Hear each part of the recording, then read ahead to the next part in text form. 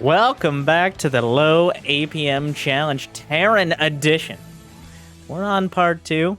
To start, we learned some basic hotkeys, the value of control groups, why scouting does or doesn't matter, a basic build order, and so much more. But here, we're going to buckle down and knock out some real details. Hopefully, you got the gist of last time, getting 50 workers by about 8 minutes, getting that 1-1-1 build started, making sure you have an engineering bay if needed, and getting a bunker as well. But a key point that I'm going to continue as we move into, I don't believe we had this last time, but the lesson plan for the Silver League, we're starting at Silver 3, is a little more basic scouting, what to look for, what not to worry about, your SimCity and your base setup, where your buildings go, and why. Production and add-ons. Why don't you need to build a tech lab on that first barracks when you could get stim for all 5 of your Marines? If it wasn't obvious, we'll spell it out for you. And of course, we're going to be reinforcing the things from earlier. So I have some questions later on we're going to cover, but I know you guys want to watch the games as we get into it. So hopefully you enjoy the Low APM Challenge. Like, subscribe before you fall asleep to the sounds of mine and one of the most wholesome members of StarCraft 2, the Ukrainian Protoss White Raw. For those of you who don't know, make sure to check out the Star Nation. Wait, what did they end up calling it? It wasn't Star Nation. They ended up changing the name of the documentary thing. But anyways, more GG. More skill. Wisdom.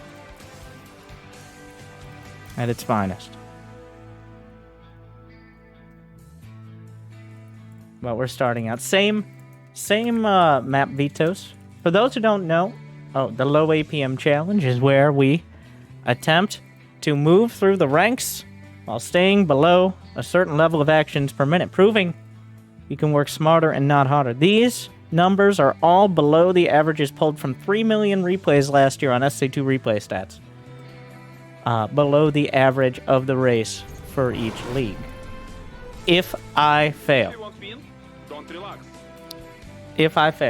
then I owe the beautiful Twitch chat who, do they deserve it? Maybe not. But will they get it? Yes. For every 5 actions per minute I go over, except in extenuating circumstances, I owe them a sub. So I literally pay for my failures, is the idea. But, in general, the focus is going to be on helping you at least pretend to get better at StarCraft 2, because we're maintaining that idea that some of you, some percentage, hopefully double digits, will actually play some games. But at least, hopefully, many of you will enjoy. So, what we're going to be focusing the most on today, I'm really going to try to concentrate. I know I kind of, much like my builds, my commentary has a tendency to wander. But I'll do my best to stay on track. And if you have any questions, I know I trail off in the middle of sentences trying to explain something.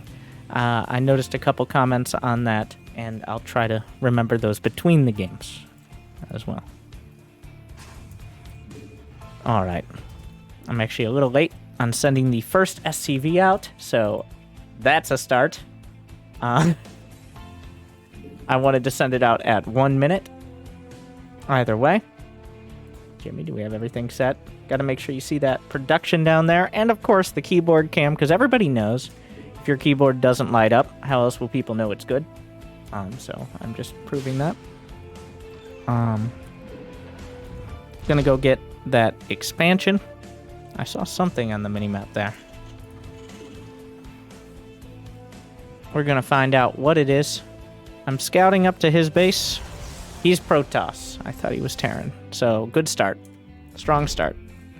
So we're looking first for Gateway Cybercore. He has buildings in his base. Okay. Second, he has 2 gases, which is a little dangerous. Third, we saw that probe head out. But the thing we're looking for here is a second pylon. If he doesn't have a second pylon in his base, and we all know the importance of that, then it's somewhere else. And usually you wouldn't see the probe on the minimap. But I have my suspicions. There's something out here. I'm just going to have the Marine look around.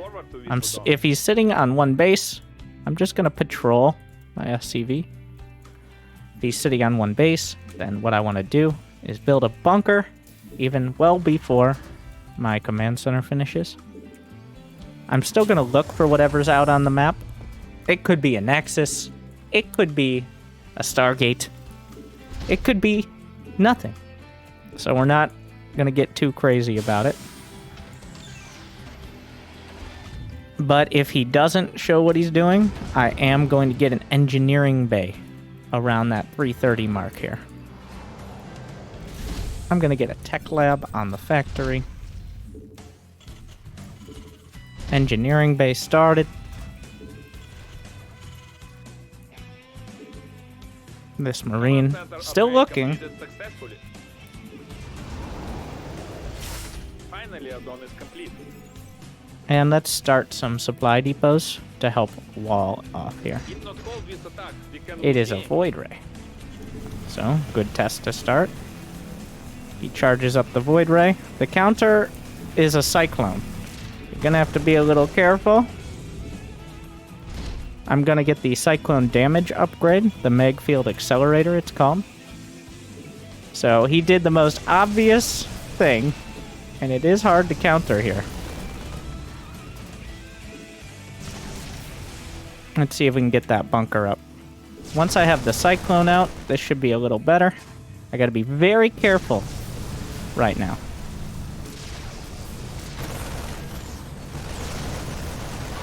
I'm trying to damage through the shield batteries, which if he runs out, there you go. Only one shield battery can heal at a time. This is important. Another important thing is keeping that cyclone alive. So we have SCVs on auto repair. I'm building some Vikings here. Gonna build some turrets.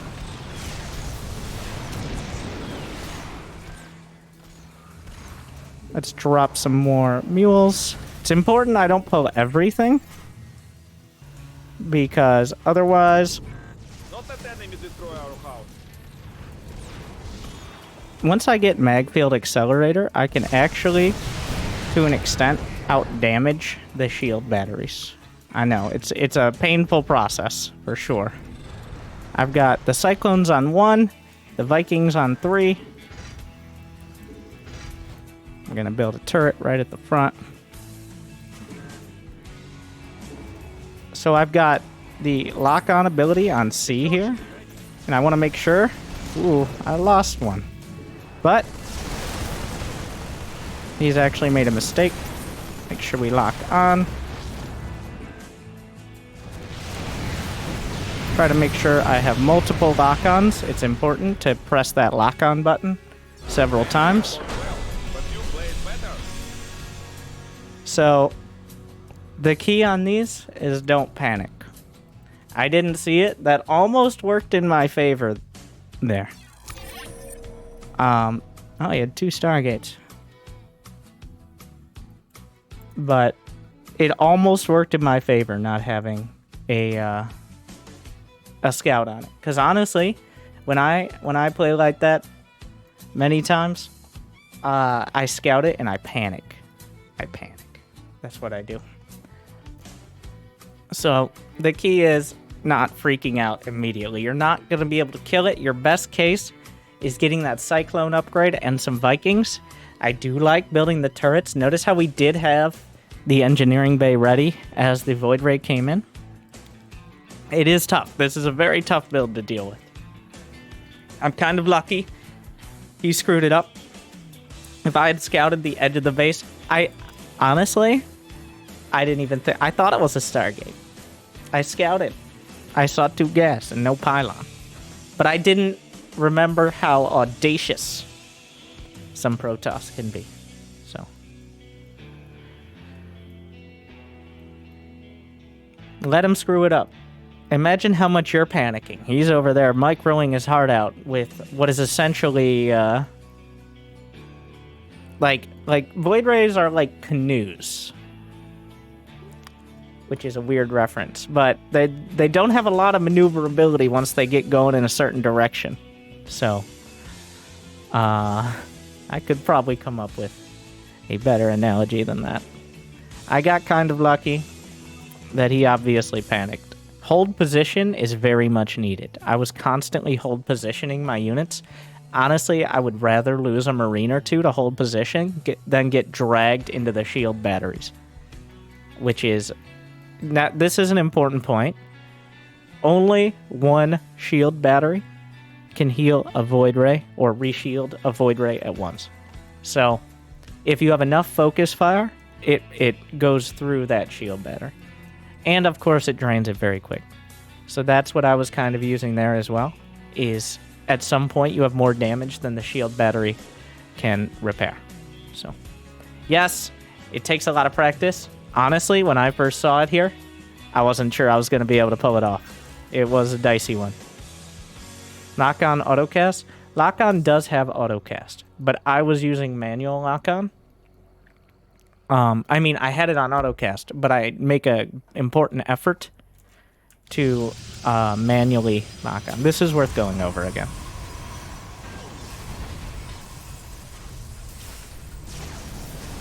So yeah, this was a mistake from him. He charged up his Void Ray already, which means he doesn't have that to, like, attack my bunker.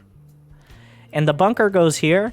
It doesn't go out here because I need him to move off of the shield battery range. This kind of comes down to the Sim City and how you build your buildings.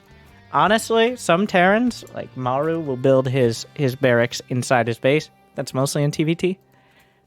Because on this map, there's very little space between where they can come in. Like, if you're up against tank pushes or Void Race, it can be dicey. So I'm fully willing to give up the barracks. I just want to protect the rest of my main. That's why the bunker is there.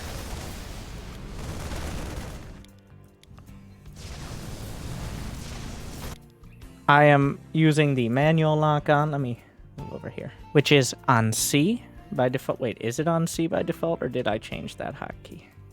I think it's on C by default, which is also, conveniently, that rapid-fire hotkey we were using, right?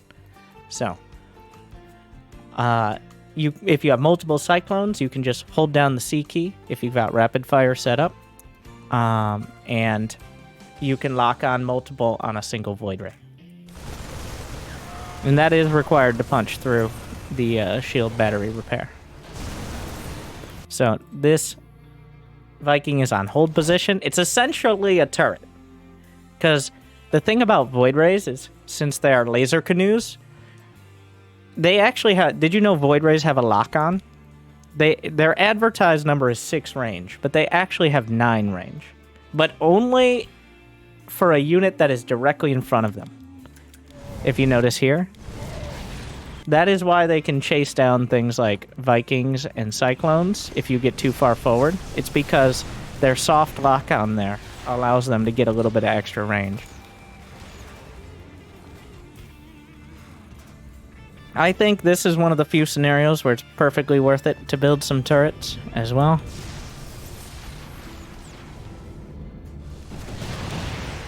I put the Viking on hold position as an extra turret, essentially.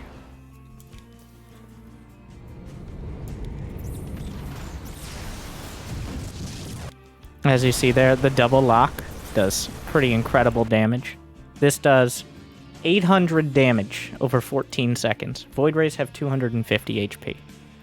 And since lock-on is an ability, it goes through any shields or armor. I mean, Void Rays have 1 base armor. No, they have no base armor. I did not even know that. Well, there you go. But if they did, it wouldn't matter. Anyways, pretty good cheese defense to start. And that is definitely, I will tell you right now, while I defended it, 1, we didn't stay at that APM. 2, he was not a pro. 3, you will fail. Many times. That's one of the builds that, honestly, sometimes it's worse. Really? Okay, 3. as we went well over that 60 mark. Part of that is the rapid-fire lock-ons getting involved. Oh, how kind of this winter gaming fellow.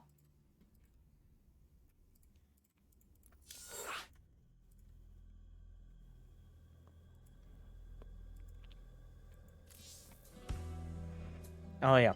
I might have to be reminded in the comments, but we do have the SC2 replay stats link for the account now.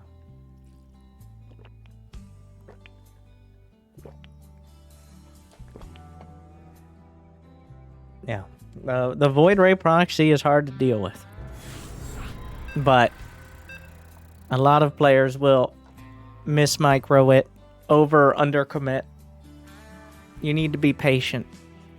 Protoss players are antsy. They want to get up in your grill. Just don't panic, is most of it. We'll have to see if Duty Cakes is a similar style. I'm sure he plays a very chill macro Protoss. As opposed to anything else. So, that last game does make it, does show you the weaknesses of building at the ramp. That doesn't mean you shouldn't build at the ramp. You have to acknowledge a little bit. The technology has never been there to change where your add-ons go.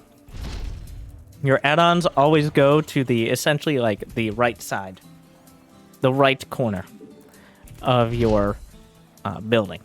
So, that means on this map, on this side of the map, my reactor will be exposed, potentially. Which is not super fun. Alright. So never trust a probe. I'm just going to set an SCV on it till it leaves my base. If he tries a cannon rush, I mean, in classic Duty Cake style, we will pull some more SCVs. I just got to be careful. I'm gonna hotkey that SCV so I can pull it back. Alright. Let's go home. Make one Marine. This is my builder SCV now. Control 3. Well, he does have a forge. But, let's take a look. He's chrono boosting probes. And he's building a cannon in his base, which, now this is important, is not my base. So. The enemy attacked our forces. Command center move to an over level. I will drop a mule. And I will take my first SCV I build after the orbital and rally it to the low ground. Because just in general, anytime you see that he's on one base, I think it's time to build a bunker. So let's check, though. That probe could still be out there. I was kind of sitting around here because he might try like a long-term cannon rush. Gonna start building Marines. This is my builder SCV for now. More SCVs.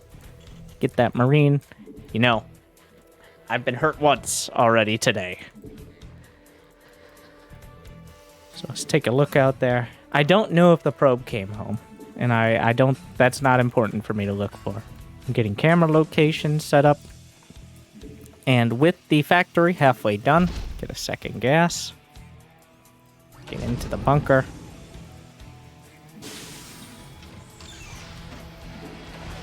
Drop a mule.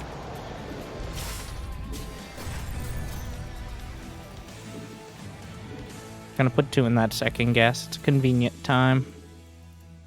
Your army is under attack. He has some stalkers. Gonna get that tech lab.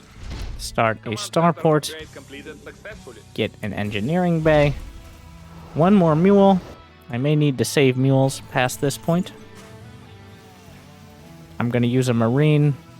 Now this isn't necessary, but if you have some space while you're already building everything, I think it's okay to scout out that other side. He's not necessarily doing anything, but as you know Protoss. I'm gonna build this. I'm not building it next to the front. This is pretty much just DT defense overall. I'm now gonna get a Viking, a single Viking. This is your Stargate defense, and Vikings are not that bad in general. But now we focus on building up the economy and the production. So, in fact, I didn't even add my extra barracks yet. I'm a little late on that. We're gonna get 2 more racks. Usually you want it around 35 SCVs at the latest. I'm at like 38.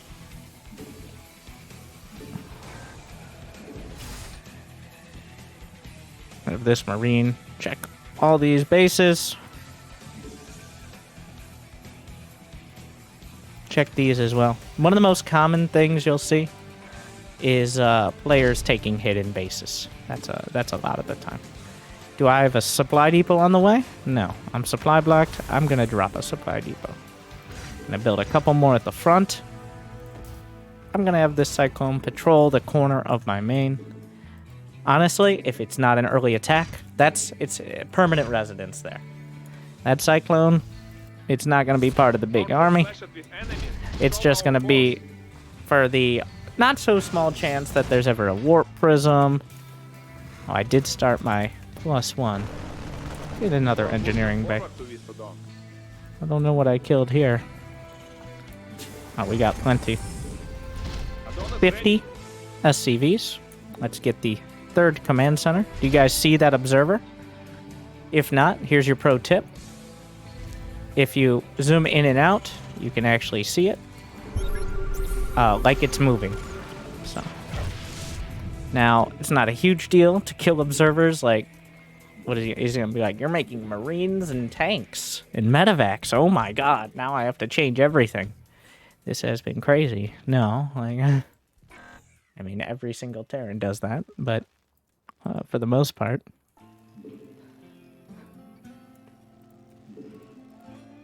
Can you get out? Yeah, I guess so.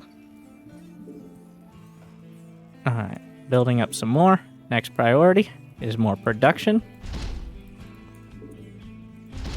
Finally, our units get new upgrade. Let us hotkey all the production together, and then some units, tab, tank, tab, 2 medevacs. I don't have the gas. Wait a second. I'm gonna send 1 Marine out. Mineral field exhausted. Time to make expand and defenses. We're gonna get a turret on the corner. Why? We're getting these turrets as the 3rd base finishes. Not a bunch, just 3 or 4. This is gonna defend us against things like warp prisms. And before I take my 3rd, I'm gonna scan. He has a Colossus. Let's check his upgrades. He has 0 upgrades. Alright. What does that mean to me? So the general rule for add-ons is 3 reactors, and 2 tech labs. I'm gonna transfer over here. Press that F key. Drop it down. Set the camera location. Drop supply depot because I completely forgot. Marauders are good, but overall Marines are your bread and butter. How many medevacs do I have? Not enough. Gonna get some more. The priority is starport units. Starport units are great. Control Shift 1, Control Shift 1, Control Shift 1. And now I will build... Oh, hello. I unhotkeyed my command centers. A classic. Oh, I can just stim. I'm not going to worry about the tanks not being sieged here. That is just not enough army from him. So, we get upgrades.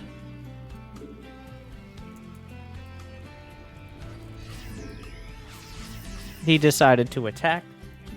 The thing is, about this style is, if you do it right, you should always have more units than you need to defend. unless he's got a particularly all-in timing. Just the vast majority of players will pick, I don't know, now's good, without any sort of rhyme or reason behind it. Did I make tech labs instead of reactors? You have exhausted all the minerals in the class. Do as I say, not as I do. So those were supposed to be reactors. At this point, I don't think it's worth it to switch them. Instead, I will just build more barracks. That is the way I'm gonna handle that. I'm gonna put a couple marauders in that bunker. Gonna get some supply depots to help wall it off. So if you build the bunker, this is your general setup for, this is your kind of bare bones base defense. You got a bunker that doesn't quite block the gas. You've got 3 or 4 depots in front of it. Many maps, you can build another depot and you can actually wall this location. A turret behind for DTs and just anything that needs detection. And this is your standard third base outpost, I guess you could say. Going past this means you really need the defense, so you don't really need a bunch of turrets, especially if there are no Stargate units. You don't need a huge amount of depots to handle it. The idea here is things like charge lots have to come closer to where my reinforcements are in order to attack me. I'm actually going to get vehicle and ship plating from the armory. How many SCVs? We got 85, which is actually too many right now. So, I'm not going to go send them to their death. You know you can just shoot your own SCVs, pro players. You don't have to send them to their death. Like, you can... It's an intimidation tactic, really. Is I have so many of these, I'll let you kill them. Like, it's entirely impractical, too. It's much quicker to just shoot your own SCVs. Alright, so I'm going to build a sensor tower and another one over on this side. Get another command center. Start my... We're going to put those NG base once again on control group 4. Double upgrades. Get a Ghost Academy. We're not going to be mixing in too many ghosts quite yet, but soon that is going to be a focus. Control 3 on the Vikings.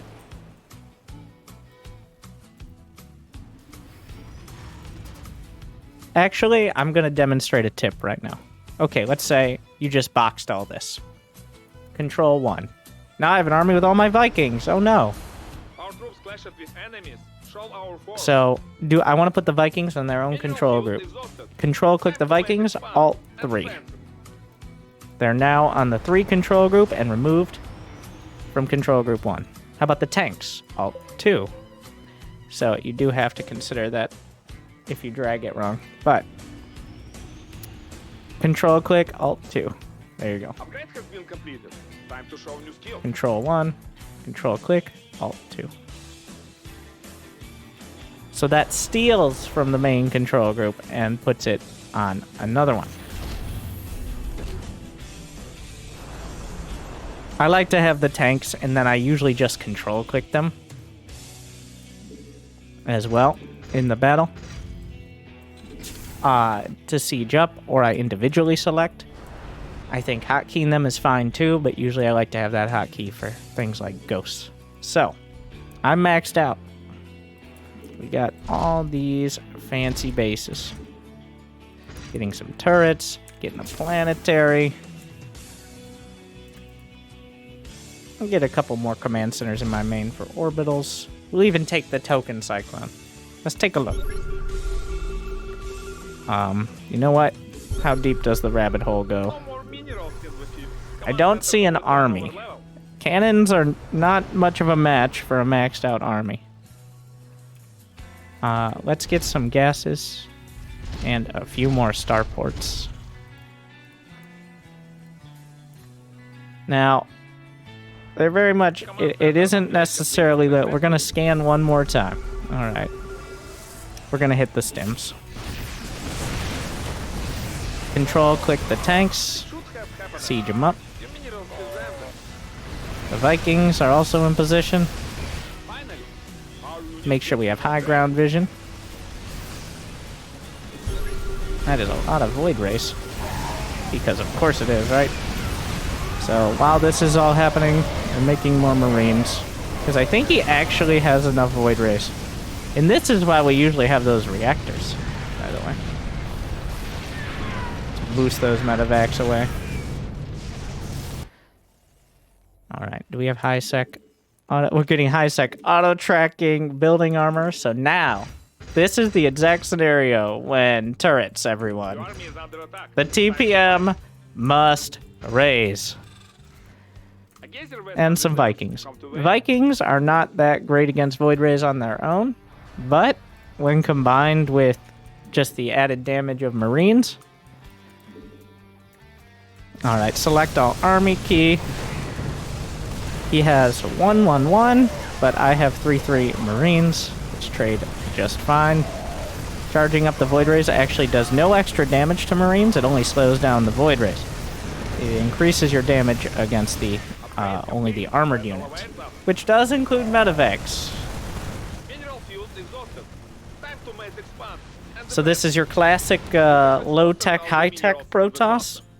This is like your modern, I don't know, like your modern internet company asking you to fax them a copy of a bill.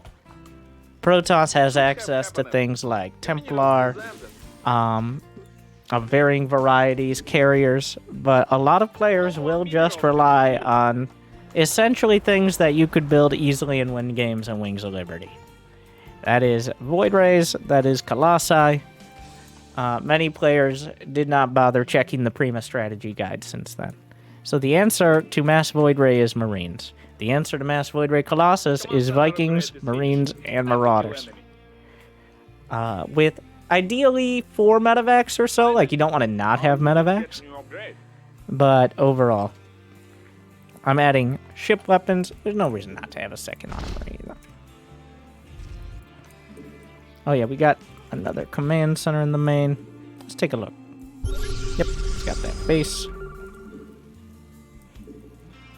Widow mines are also good, but we don't really need them, and that's just more complication here.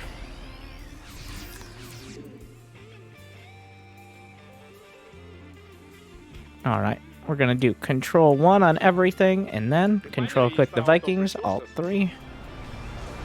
So now we got the army, and we have the Vikings.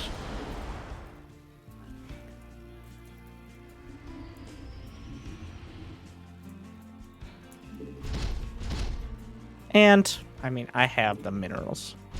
Let's take these bases. Worst case scenario, he challenges them. And then I know where he is. We have sensor towers covering a lot of the area.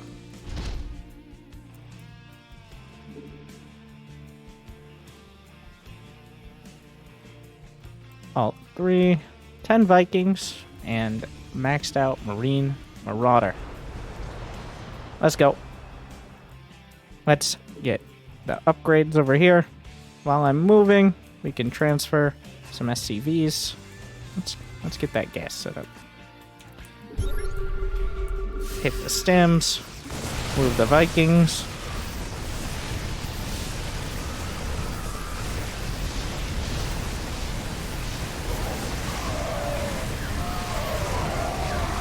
But 3-3 Marines with medevacs should do it. He, wow, Flux Veins is so fast.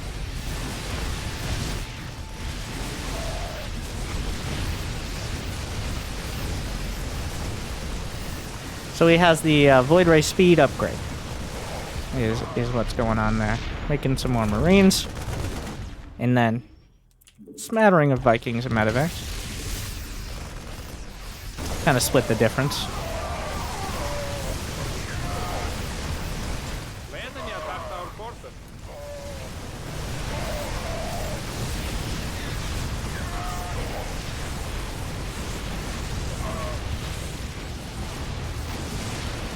And we'll see if we went over. That was a pretty macro-heavy game. Honestly, I think I did the build a little fast. I do apologize for that. But yeah, Viking Marine, and again, no panic. I mean, we matched duty cakes, but I'm sorry, guys. We'll slow it down.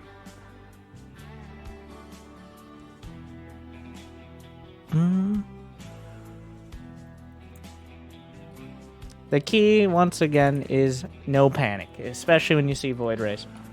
That is what Void Rays feed on.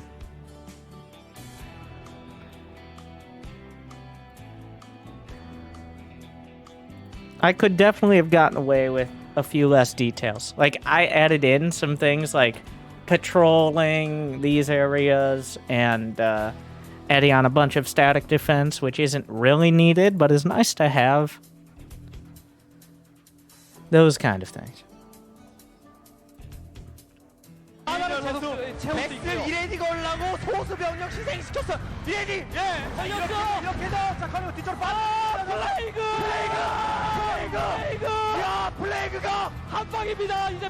Wonder Gaming has gifted 2 subs to viewers.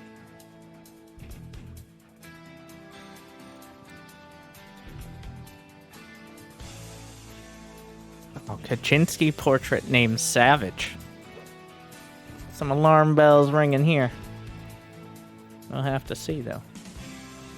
Yeah, I forgot Twitch chat goes on this side for this.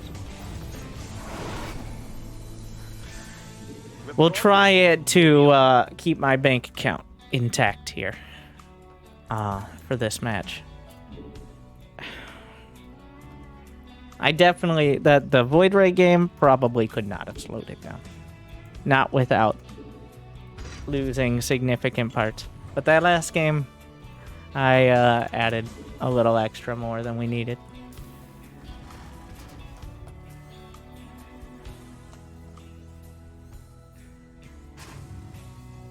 Yeah, like a lot of people think the micro at in the early game is a lot of APM, and it is.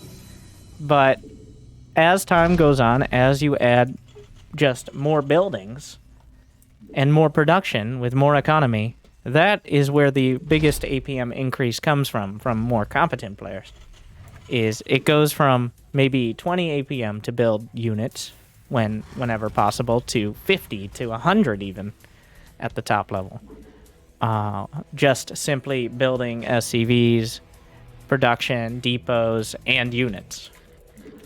So that is why it has a tendency to go up over time. Not because and that is why a lot of pro players will do the spamming on the keyboard. Like, what are they actually doing? They're not doing anything.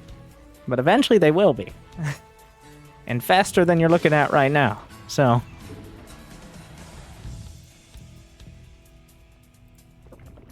oh yeah, I wanna take this time. I see the comment. So I saw a lot of comments about I played my placement matches and I'm not in the league I think I should be. Well, would you trust a system that could figure out where you're supposed to be in just 5 games? Essentially, if you haven't played for several years, your MMR is reset. That means you have a chance to hit pretty much anyone between bronze and diamond. Until the system is relatively confident in where you're supposed to be. So this takes about 25 games, not 5. It will give you a rank after 5. And you can't be demoted. So usually it will be a little stingy with it, but it's not always. But I do want to point out, what I recommend is understanding. If you watch my 5-minute guide on how MMR works, you'd understand. But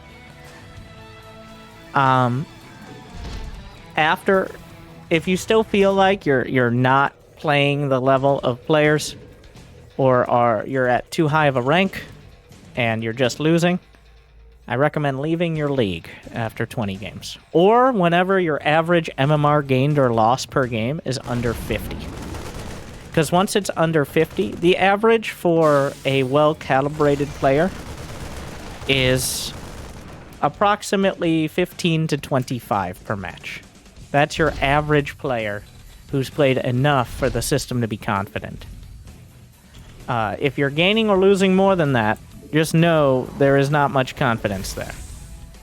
So I recommend after you get under 50 per game, if you still think you're calibrated too high, you leave your league, and it'll allow you to redo your placement matches.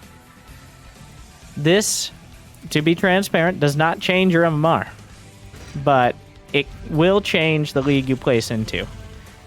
Oh my god, don't look at that. Don't look at me. It will make it more accurate. So, and that does help people a lot, I think, even though it doesn't actually change anything.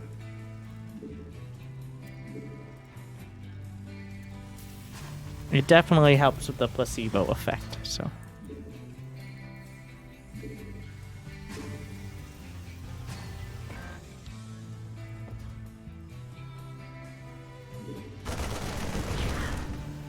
Yeah, so once again, after 5 games, you are not done with your placement.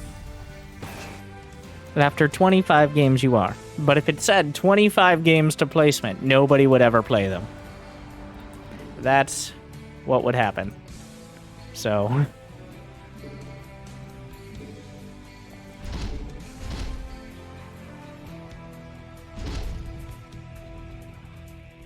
we're gonna get that Viking on patrol. I kind of autopiloted this build here.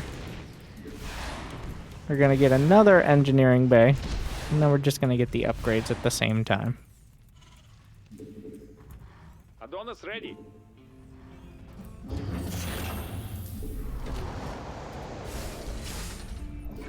But, and I mean, it shouldn't be much of a coincidence. 25 games is how many I recommend your average diamond player play a week.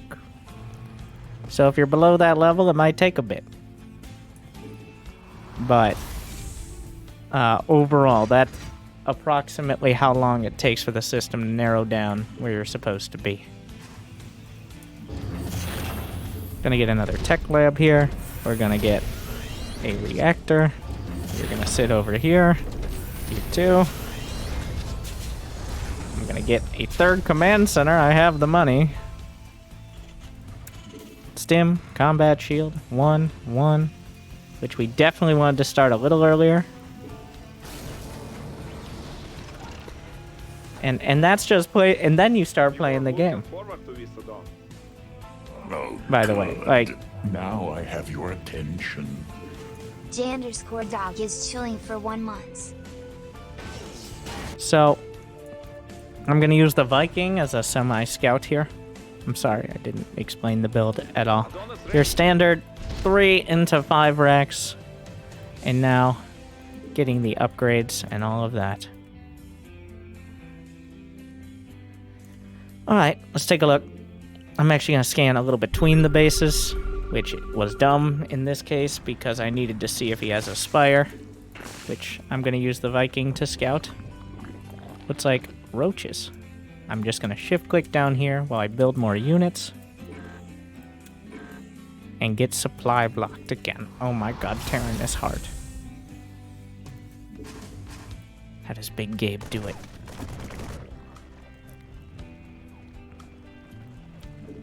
Another orbital. Gonna get an armory when upgrades are 2/3 of the way done, and then it'll be done to get to 2. Get the reactors this time. I'm gonna send some Marines to the watchtowers. I'm gonna put one out in front. And now, as this orbital finishes, I'm not gonna be afraid to take my 3rd. Control F1 selects all idle SCVs. We're gonna get that forward outpost as well.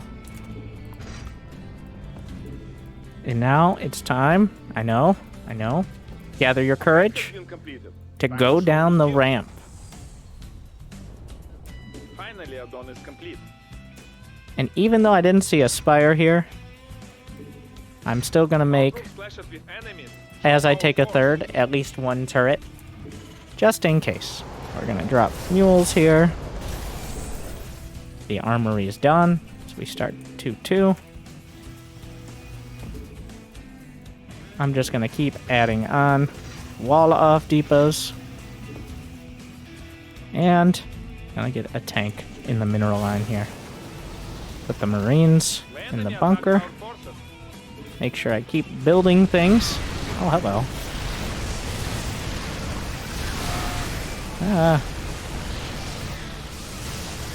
It's a pretty decent amount. Let's see if we can repair this tank. Nope. But he did lose. I was about to say, and it's time for a sensor tower. Your army is under attack. But, Time to fight. so, how did that hit me without me seeing? It's because I didn't have any vision of this attack angle. The watchtower only covers the kind of alternative angles. So I'm going to move a marine into that area. We're actually going to get +1 mech weapons because I am going to keep building tanks here.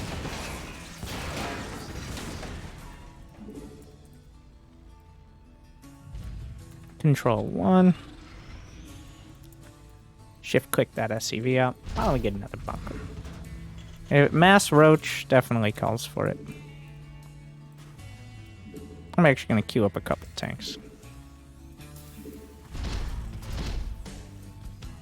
This SCV, let me out. Get another tank. Research is ready. So, I'm actually going to build some supply depots just out and around. These are chew toys. Roaches love chew toys. Or at least they think they do. Because they will attack the depots and potentially draw fire away. I wouldn't build depots quite like this if he wasn't building a bunch of roaches. But it's still pretty good to have some out there for Zerglings. But usually against Zerglings and Banelings, you want to just focus on actually walling off because they don't have any range. But against ranged units, you can kind of abuse that because it's a little bit harder for those ranged units to reliably attack your ranged units if there's other things like buildings in the way. I mean, it's not AoE 4 where it seems like your ranged units have it out for the only things in the game they can't actually damage, which are buildings. But the AI of units will target a depot over like a siege tank way behind it some of the time, so.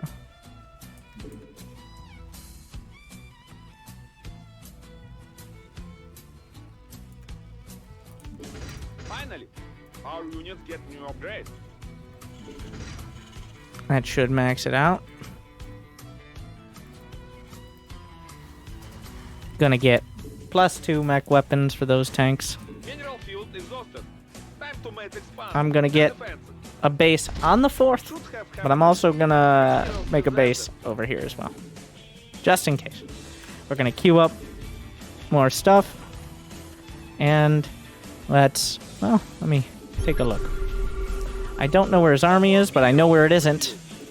So, he can't be over here. I'm just gonna send towards the 3rd.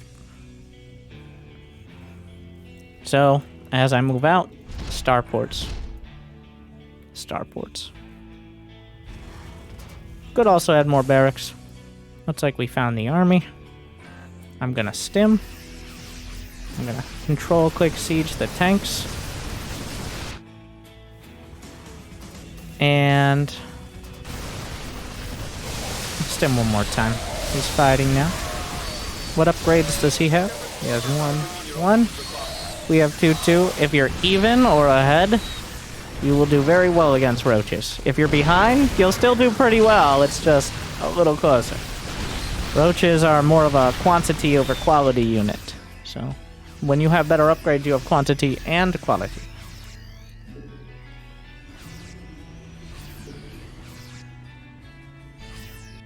We're gonna get some. Time to make expand and defend. Our troops clashed with enemies. Show our force. Oh, what are you doing? Stop getting stuck.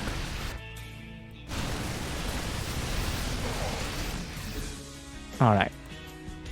That's our objective. Good job, guys. Upgrade has been completed. Time to show new skills.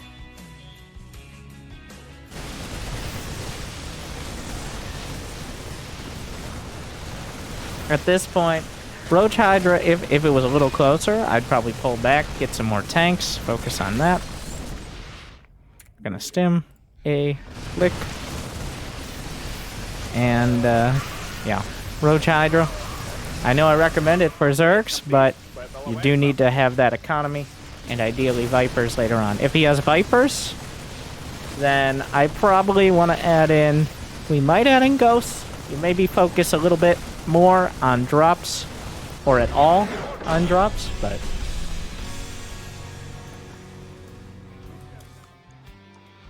We're not quite there yet. So close. He was gold, and honestly, that was a pretty efficient gold. See, I played Zerg last, and I'm still recovering.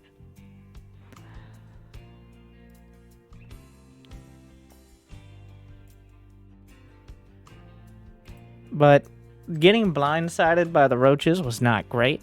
But the point is, we had enough army supply to deal with it, even when it showed up. So, and that is what your workers tab should look like. That is essentially what you want to try to emulate in your games. If it looks like that, you're doing good. Because what's the worst case scenario? I lose my army. Who's going to be able to rebuild quicker?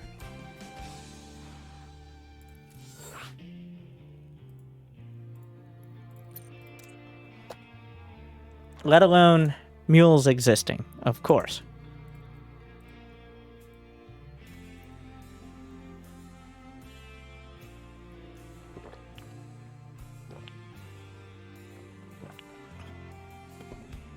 Oh yeah, I do wanna point out again.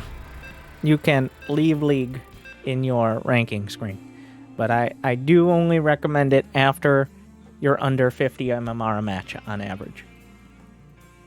Which eventually, you might be surprised after 20 games how much closer you are to your opponents. Just in general. If you're really bad, do you think it's better to queue up SCVs? Yes. Ideally, you queue up as few as possible, but I constantly queue up 2 or 3 SCVs. I don't think it's necessarily the worst thing in the world to queue up 5, but ideally you avoid that until you at least have your basic production. Because essentially a unit in queue is money that doesn't gain interest. You've just used 50 minerals and have gotten no payoff. I mean, eventually you will have that unit, but the very best players, and ideally as you move up the ranks, it's very important not to have a bunch of your money tied up in things you could have built later anyways. Like, you don't technically need to build a new SCV till the split second the first one finishes. That is the most efficient way to do it. But I think queuing up a few SCVs or Marines or even tanks sometimes, depending on the situation. Like, if you have 1,000 minerals and 1,000 gas, I'm not saying you should queue up an entire set of Marines and Marauders and tanks, but think about that and add production. Those are both important things to do. Oh, we have Sherlock, the Protoss. Yeah. I would say do not queue up SCVs until your second base is... You should really focus on not doing it until at least you start your second and third barracks. Before that point, it's really going to slow down the rest of the whole build, essentially, if you do queue up SCVs a lot. But past that point, you have your baseline of production. It's not as bad. Like, you have the production you need to get a decent amount of units out early on. Speaking of, my opponent, 1 gas, got an expand, does have a cyber core on the way. I am going to build a bunker, but I'm not going to do it as hastily. I'm going to take the SCV that is building this depot. I'm just going to use that one. You were looking forward to this, Don. It doesn't need to be as quick because he's not building proxy void ray. So I'm building the factory. Just in general, if you have space in your base, and it depends on the map a little, you do want to build production facilities away from the outer edges.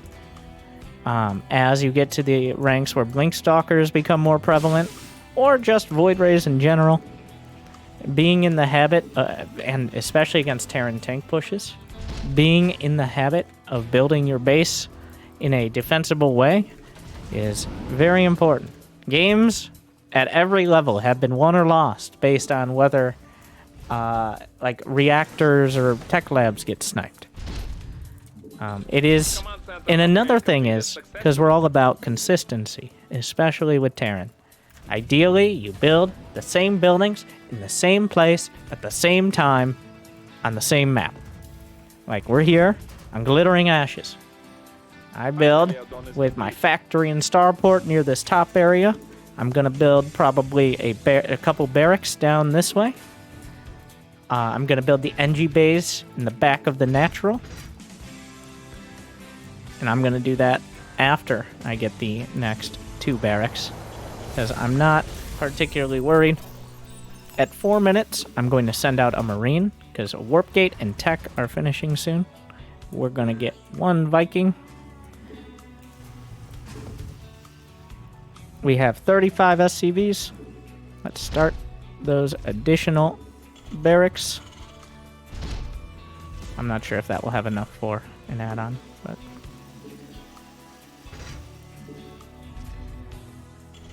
I fucked it up. So, as you can tell, I am still not an expert in walling off. It's so bad. You would think it, like... So, in my opinion, with walling off, you practice so that way you can at least get it right, like, half the time instead of none of the time. I'm going to patrol this Viking just around the edge of my base. I'm going to put a reactor on this. I'm at 40 SCVs. We're going to get the gas. I'm going to hotkey the engineering bays. Build some tech labs. 1.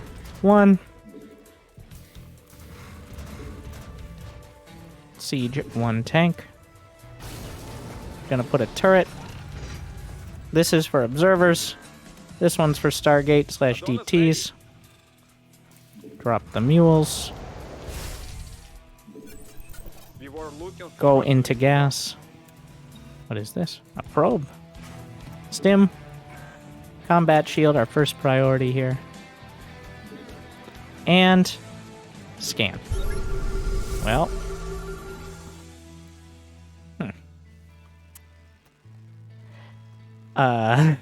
Hello there. Well, like I say, you don't need to build a bunch of turrets. That's right up until you do. So, it's turret time. I'm building them. I'm not going to spread them out. The idea is I force the Void Rays into certain locations. Static defense is not to kill units. It's to buy time for your units to respond. It is like, if you're relying on turrets, they can stack a lot more Void Rays than you can stack turrets. Marines trade well. You just have to have enough of them, and you got to go to the right place at the right time. I'm actually going to start building some Widow Mines here. And we're going to get a sensor tower. So part of the reason I'm not building at the edge of my base is because this gives me space. This gives me space for Marines to fight. Because there's nothing I need to defend here. So I want space for the Marines to actually fight against the Void Race. We're going to get an armory now. I do have combat shield, I do have stim, and I do have +1. With the sensor tower to give me at least a little warning. So we're going to control shift 1. I'm intentionally not having my tanks in the hotkey because you don't want that. So what I expect is he tries to run or dive into my base, where he will find those turrets. You can see him on the sensor tower there. It appears he's taking his macro turn. We're gonna stim.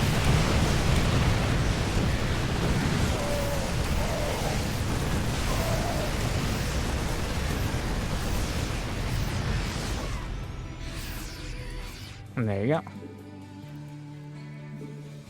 You have exhausted I think all this the gives minerals us some in the space cluster. for a third command center. I'm not going to worry about salvaging or anything on the bunker. It's not worth your time. Let's check for a third. He's got Mass Void Ray, though. I'm just going to send an SCV to each of the bases. And I'm shift queuing a patrol pathing. No more minerals in the Shift Q. It's actually literally Q for me because I have the patrol key on Q. So, queue. You have exhausted all the minerals in the cluster. but that, like, killing that many Void Rays is worthy of a counter. But, worst case scenario, I just come back home. Building some more Rex. I just didn't follow my own, Minerals is though I don't think he's going to do that anymore. But if he doesn't have a third, and I have a third, when you're ahead, well, oh, hello, Sherlock.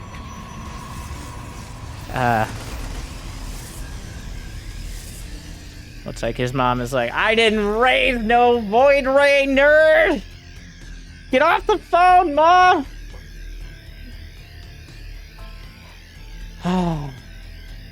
I said I would love you no matter how you turned out, but you turned out Protoss. And here we are. Doesn't take a detective to think about what happened here. Those medevacs are adamantly healing the Marines.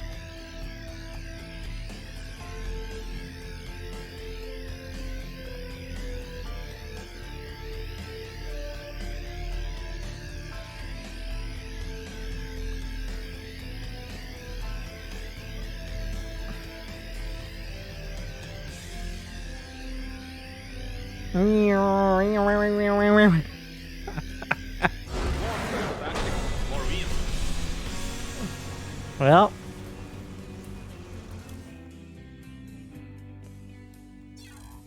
we did it. Moving up.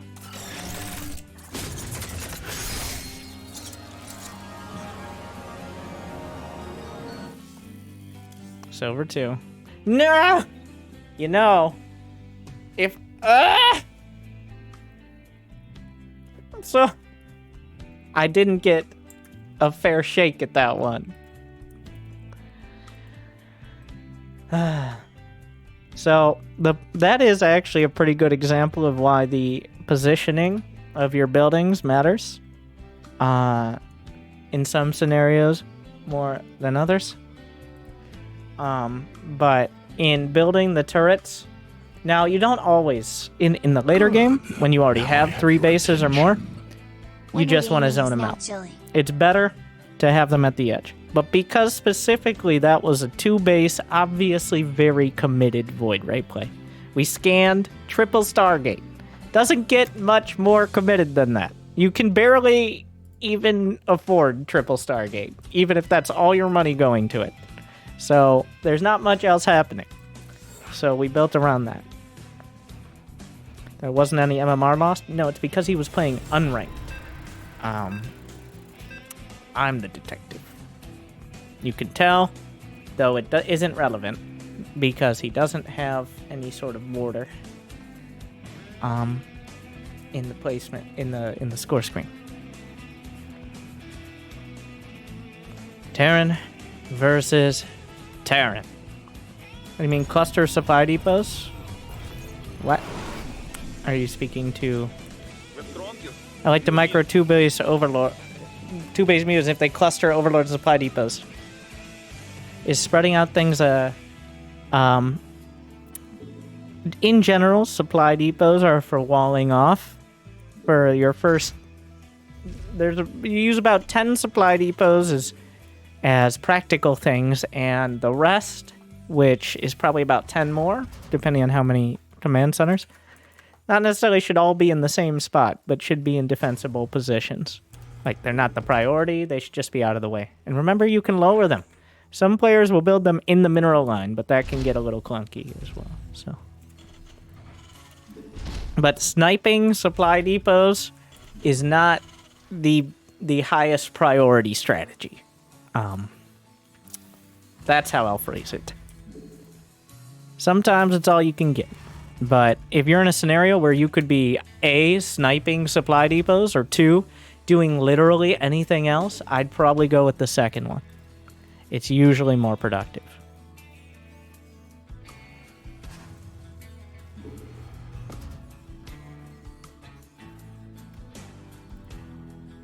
This goes for any race with any units.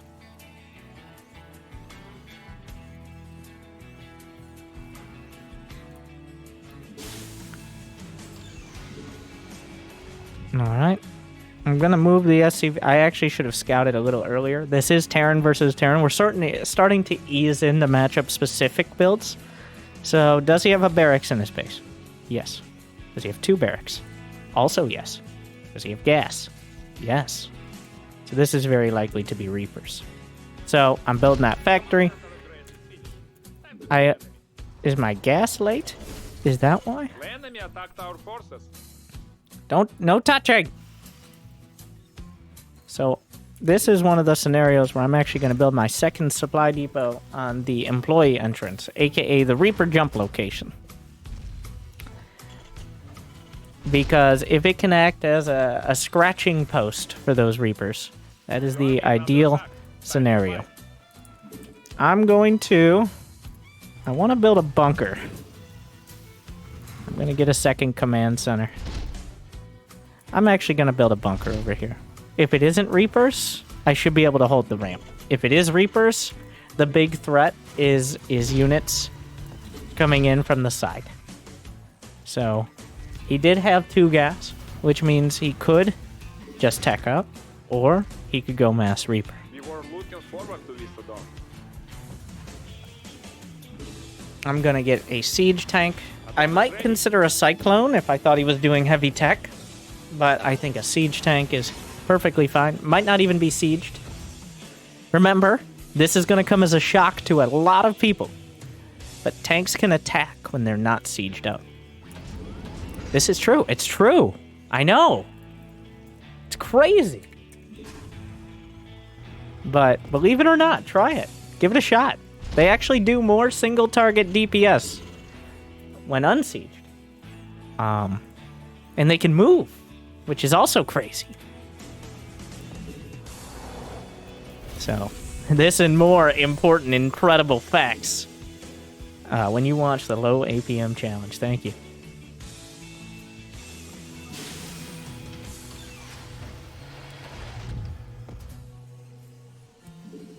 I'm going to send 1 Marine across. Soon, I need to decide if I'm lowering my command center.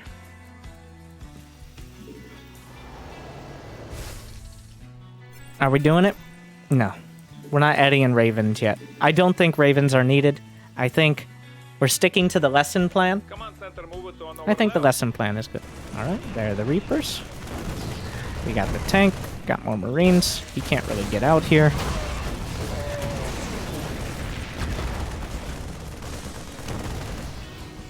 There go the Reapers. Okay, guys. For you. Unironically, this is a battlecruiser game.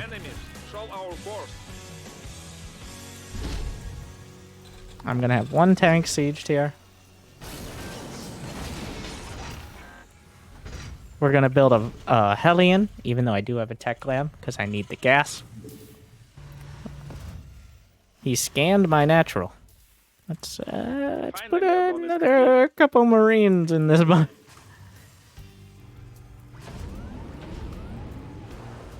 I'm going to get an engineering bay. Important not to forget that one.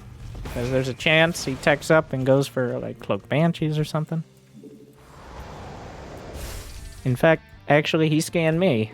Your turn. Command center. Okay, so there's a lot going on there. And also so little. Battle cruiser. I think I'm safe to land. He's building a command center. I'm going to get a turret. I don't even know if he has a starport. I know he has Widow Mines, but those aren't a big deal. Taking the low ground. The reason I'm getting a battle cruiser is because I was kind of stuck on one base, but I'm defended. I don't think I can do a tank push reliably. I mean, maybe, but a battle cruiser, as long as you don't get too carried away with it, against someone who does an early low-tech cheese. This includes against Zerg and against Protoss. Against players who do like a low-tech, like a Zergling Rush, or a bunch of Zealots, or Reapers / Marine Marauder. Battle cruisers are very good because they just don't have the tech to deal with it. So I'm only going to build the one. And before I jump, it's not so much the timing as the existence of it. Before I jump, I'm going to queue up some SCVs. I'm earning my micro time, is what I'm doing right now. Gonna get the +1.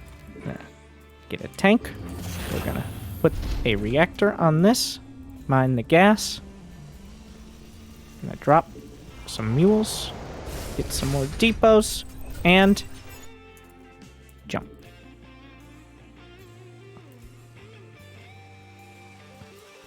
He built a turret. The hacker. He's got so many turrets. So the downside is that your opponents are deathly afraid of battle cruisers. You know, this is probably the best case scenario, is that the battle cruiser just fucking died. That actually is good, because now we don't have a battle cruiser. So, that is... Now, because he killed one, he's going to assume, and don't lie to me, he's going to assume there's 12 more coming. But, in a crazy turn of events, we're going to build 0 more. You have exhausted all the minerals in the cluster. I'm going to get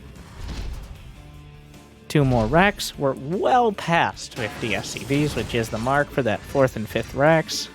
I'm going to get a couple turrets of my own, but these are the I'm going to be getting a 3rd base soon turrets, essentially. Those are macro turrets, all right? Let's get the armory as well. Yeah, so because of the awkward start, my base is in... I kind of built around this siege tank, didn't I? Yeah, it's important not to get too tied. Like, siege tanks can start to feel like permanent fixtures. No more minerals. Even for me. As you can tell, I built my base around the fact that siege tank would always be there. Always waiting. Which is... Alright, before I even get an orbital, because I have so many SCVs. It's a house tank, alright? Doesn't go outside. Defend the main. That's it.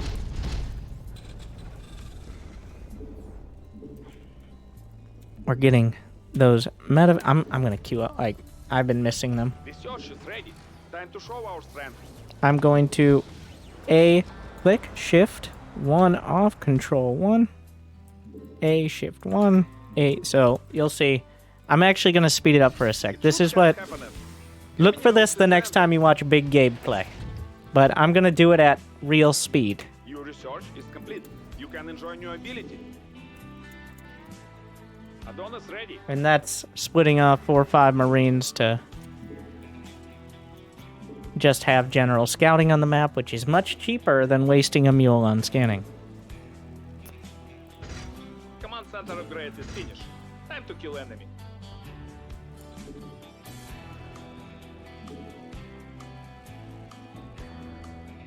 Alright, let's get some of this. It isn't... I would recommend, if it's been a couple minutes, I mean, you can always scan, but having a Marine or 2 sent towards the most likely attack paths is the easiest way to get cheap scouting info. Don't tell the Marines that. He's probably massing BCs now. That's actually a good point. And since I see he doesn't have another base, let's take a look. I think he's attacking the rocks. Okay, alright.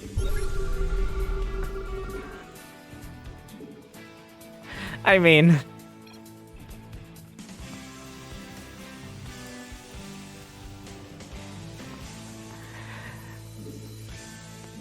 He's got the right counter. It's Vikings. Unfortunately for him, he is still countering a unit that I stopped building with the first one.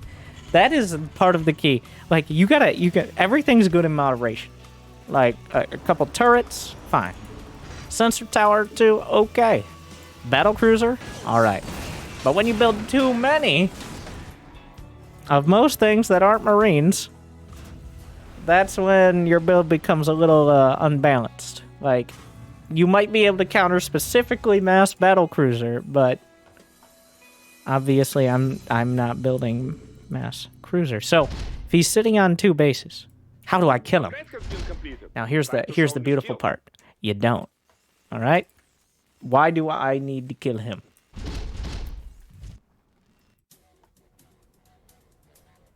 When he can just come and kill me. Which do you think is better for me?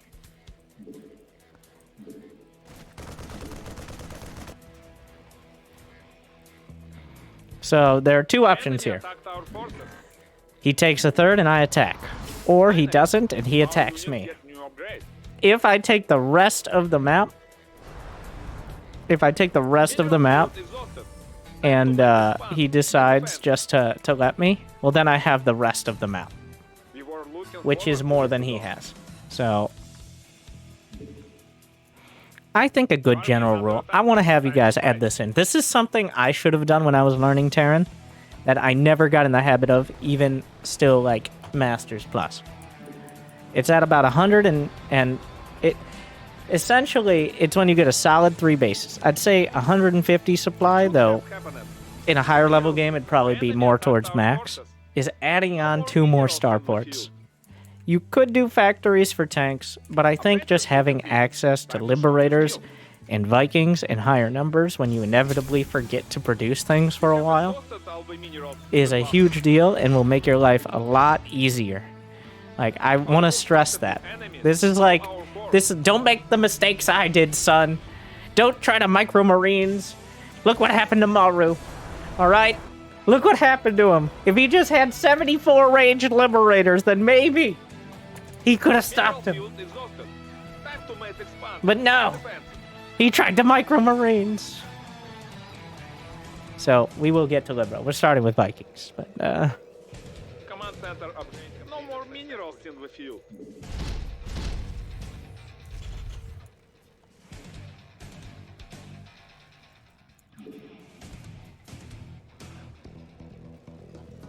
build a battle cruiser so he feels fulfilled when he kills another battle cruiser. No. It's very easy to kind of get in the SimCity mindset. I'm not trying to play turtly. I'm just... How dare you? You failed us. It is playing it safe. There's a difference. Playing it safe does not mean sitting in your base building 50 turrets. It means not risking your army before you have the greatest potential strength. My greatest potential strength is 200 supply. Do I have any upgrades finishing soon? No, they just finished. I've got all these bases. So, from now on, it's going to be easier for him to catch up. Because if I'm at 200 and he's at 120, the gap's only going to close. So, let's take half those units instead. Your army is under attack. Time to fight.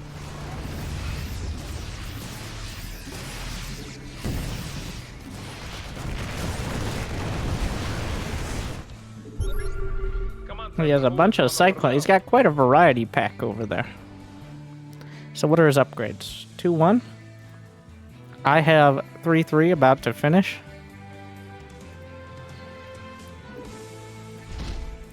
I'm going to wait for that. I'm going to spread out the army a little bit. I don't have to attack here, once again. But we're going to practice it. In fact, let's take this down. Open up a little more space.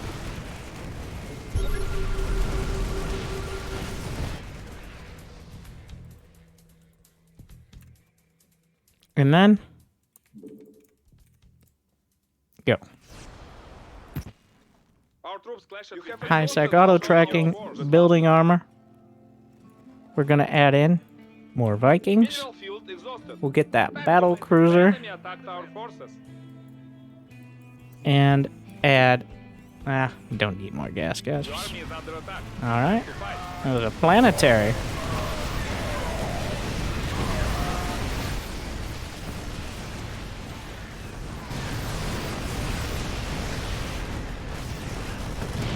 Let's check if he has this base. He does not. The enemy attacked our forces.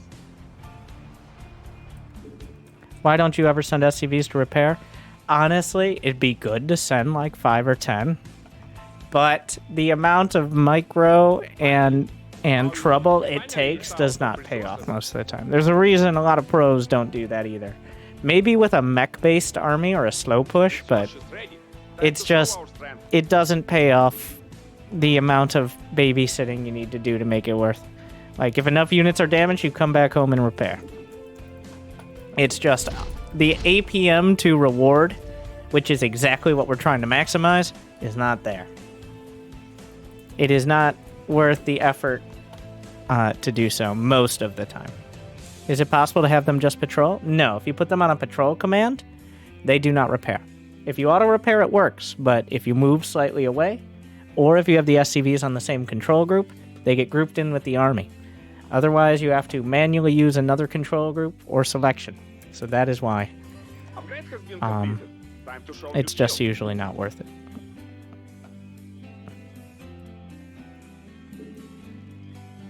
No more Just right-click on a tank so they follow, and then they only repair that tank. And if that tank dies, they're idle. All of these workarounds for if you desperately need repair, you can drop a half a dozen mules if you like. It's not just Byun.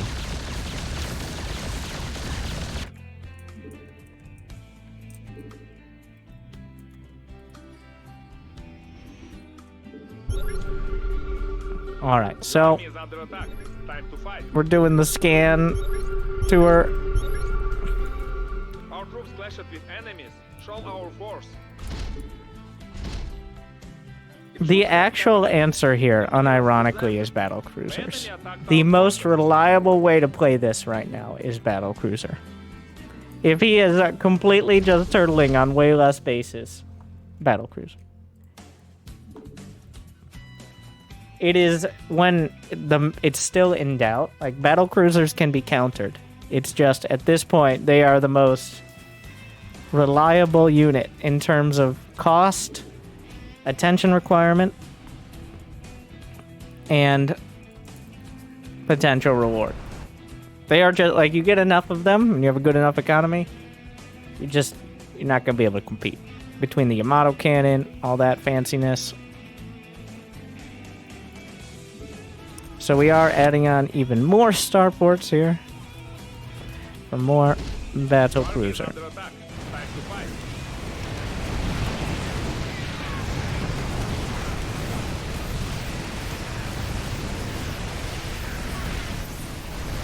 Cyclones are definitely an interesting choice from him there.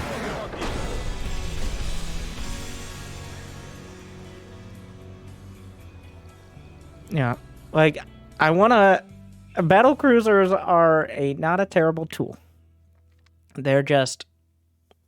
You run the risk of making them the only hammer in your toolbox. And when all you have are hammers, everything looks like nails you need to fire a Yamato cannon at. I think knowing that adding battle cruisers in is good. Battle cruisers are great. They're not a bad late game unit. Only at the very highest level when players are able to micro 3 or 4 abilities.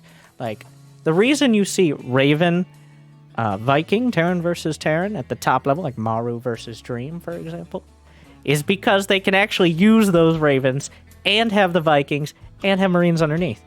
Honestly, 1000 MMR below, like even Grandmaster, I think most players are more reliable with Battle Cruiser than they are with Ravens. So it's just very good Raven control counters Battle Cruisers. We did it! Finally!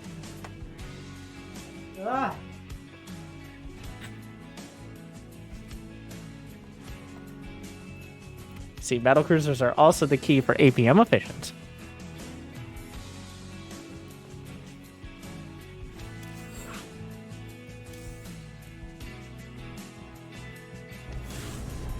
I think we're gonna go to halfway through. So what is that?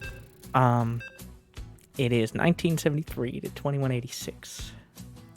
It's like 200. So when we get to 2000 and 70 something MMR, we're gonna take a quick break, answer questions, and don't tune out. Don't tune out, because I noticed people were tuning out for those middle question segments. But we're gonna have a pro micro tip. How do you drop while moving? And other medevac tricks that you shouldn't use until the Gold League, but I'm going to teach you now. You might be like, Winter, I already watched your guide on dropping while... Shh. So, don't tune out for the questions, because we will, while answering questions, go over fancy drop micro and stuff like that.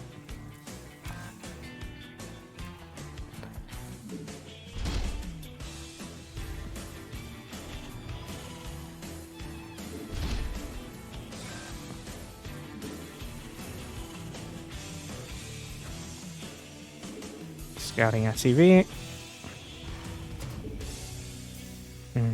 I do like that format. We're working out the format again. I really like... Well, this is, first and foremost, an edutainment series. The token is chilling for I 3 think months. learning can be fun.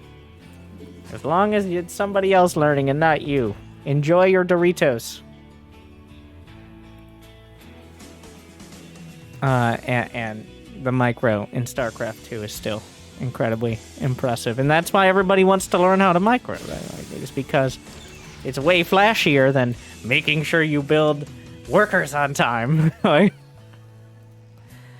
it might not be more important. Like I'm stealing Neuro's analogy again. Essentially, StarCraft is 2 piano players trying to play their song. They're both trying to play a similar, maybe not the same song. But the key is being able to know the best times to slap the other piano player without interrupting your own song. It's not so much a slap fight, it's playing the piano while occasionally slapping your opponent. But if you're missing your own song, that's not a win. You're just, everyone's getting screwed up then. We were looking forward to this add-on. Another version is that I like, it's Factorial. At lower levels, most of the time, somewhat literally, you're playing Factorial. Until you get an efficient setup for the early game, you're never going to be able to compete with large amounts of Zerg. Like, if you don't know how to set yourself up efficiently and relatively quickly, maybe not super quick, but at least a strong, solid setup, it's a PvE game, but is it? So, honestly, at the lower levels, you should be playing more Factorio and less of, like, I don't know, Micro Trainer.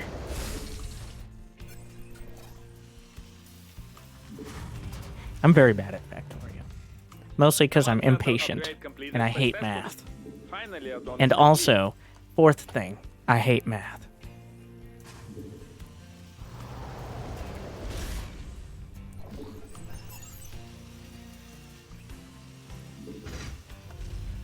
More depot. I'm gonna send that one Marine out.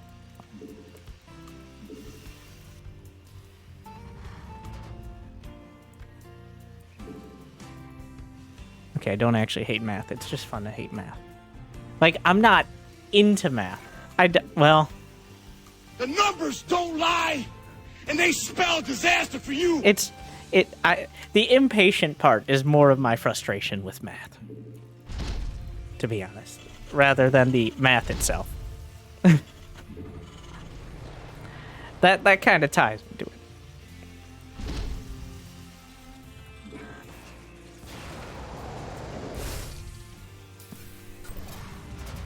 Alright, we got 2 more racks. 430 NG base. Not a bad timing. I think if you can get your 2 NG bays without skipping too much of your build, did I? Alright, we'll drop supply. Against Terran, building depots at the front is usually riskier than it's worth.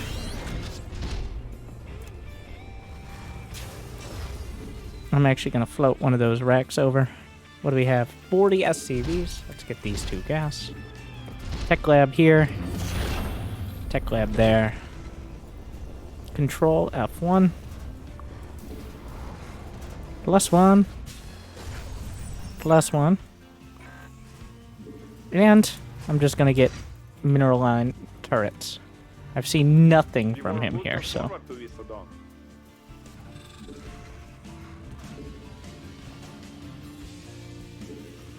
We'll get the main base house tank.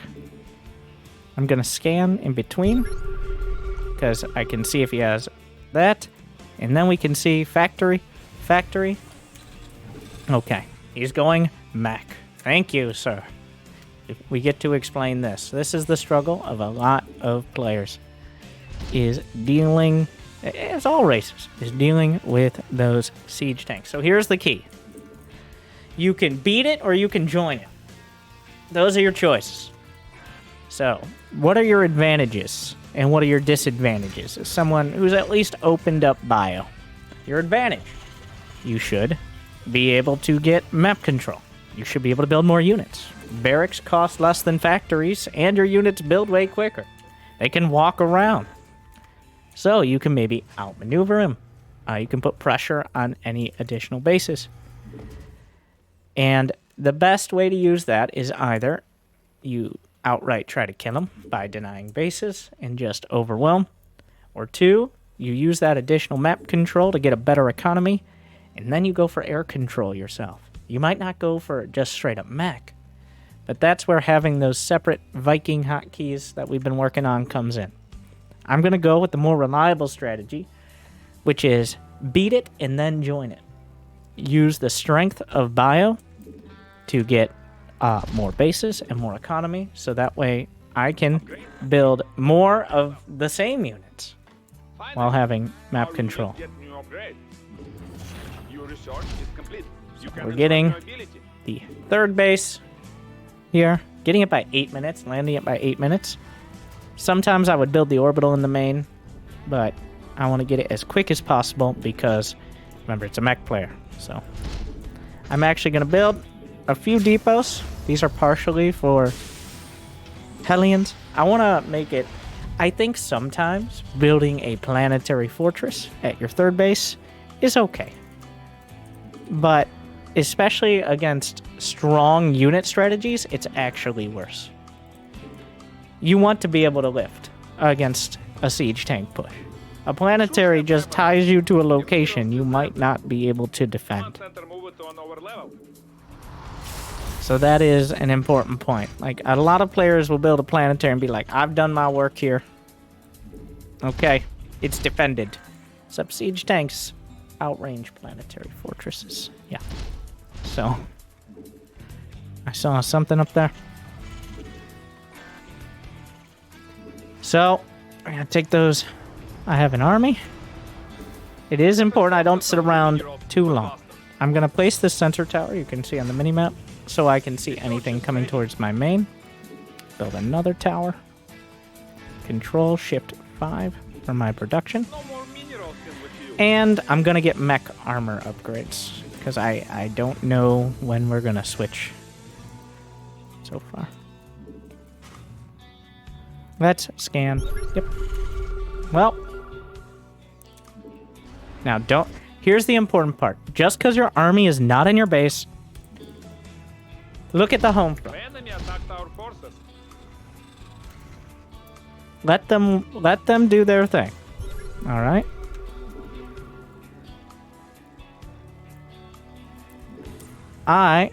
Did you hear that? Well, that's not good. My army's halfway across the map. Let's protect your base. Here's what we're gonna do. Time to fight. we're gonna build some turrets at the natural. And we're attempting a base trade. Adonis ready. I'm gonna get into the main. Yes, this is kind of the worst case scenario, is being halfway across the map. Our troops clashed with But on the bright side, not called this I was able to break most of his units. We're building turrets here. We're getting Vikings.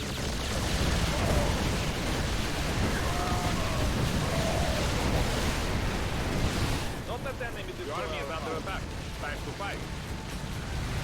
Upgrade has been complete. Or win. And most of his army was 3 battle cruisers. So here's the thing. You might be like, well, what if he defended better? The thing is, if my army was anywhere but halfway across the map, I had enough Marines to deal with that. Now, I should have known all roads lead to battle cruisers. Everybody knows that. Wow. Wait, did I scan it? No, this was his scan. Which is, yeah. So they are... He kind of skipped to the late game here.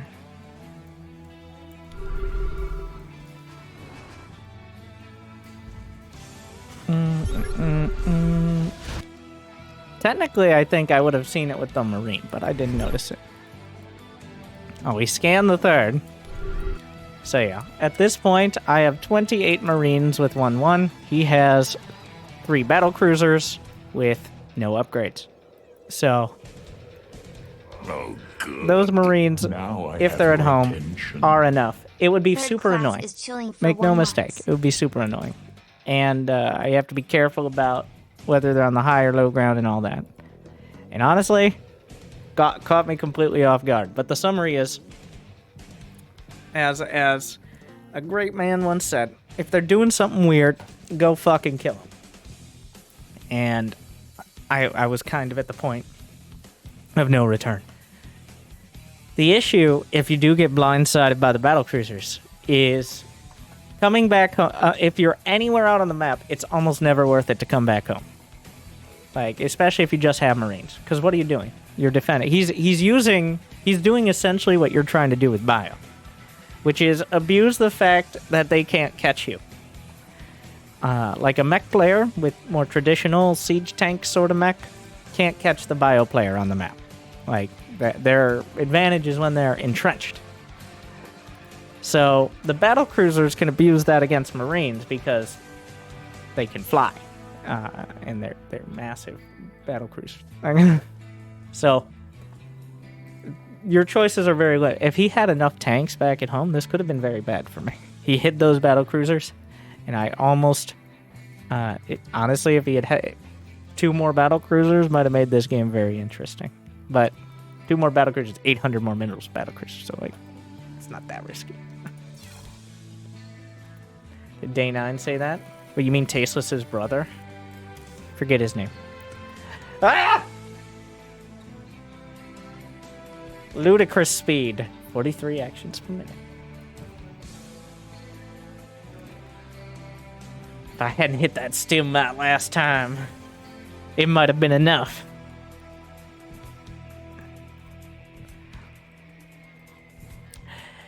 Lester told me not to hit the needle, but I had to kill that factory. Good. Now I have your attention. Congratulations. Wonder Gaming is now chilling. No, that's not right. I gifted. Okay, whatever.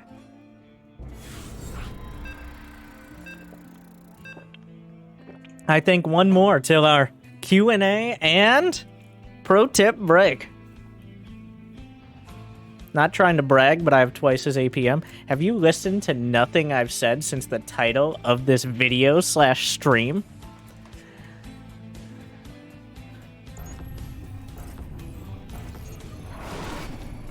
It's a joke. So are you. I'm the only one who's allowed to make jokes, mostly because you can hear the tone of my voice, and it's not... My APM is actually twice his, which is what text comes off as.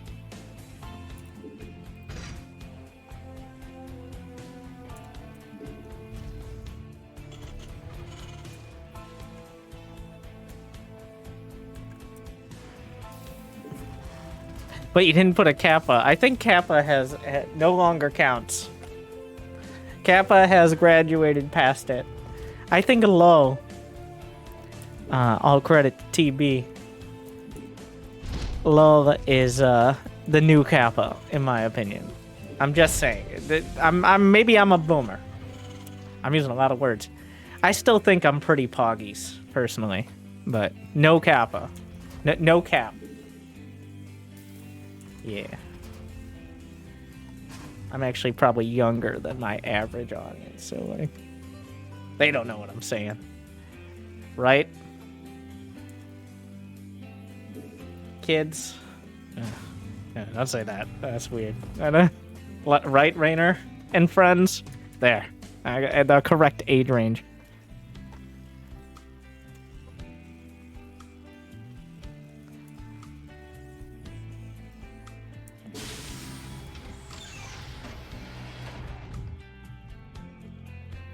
Youths!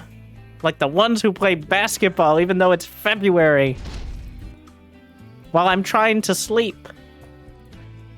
Goddamn kids. They're like, Winter, it's 2 p.m. on a Saturday. So?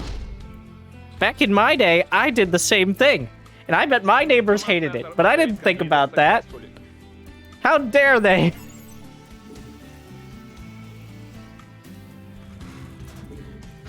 Youths. Yeah, sometimes like 10 at night, too. That was actually terrible. Bet they hated me. New subscriber detected. Thank you, Pesca, go fast. Chilling for 1 month. You were losing.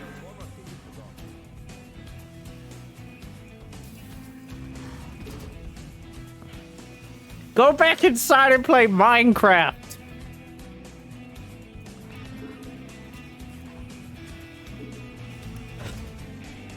Stop bothering the elderly. Do you mean Roblox? No! Stop it!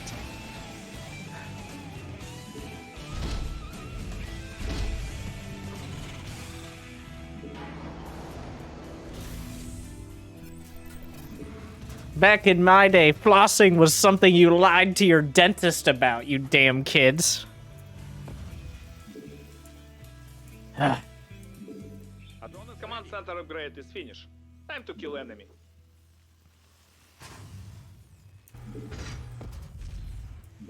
Remember going to the dentist?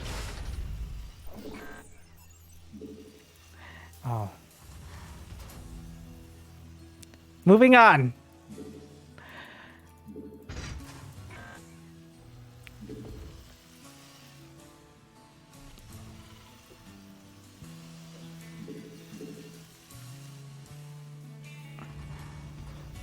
Yeah, it's probably not good.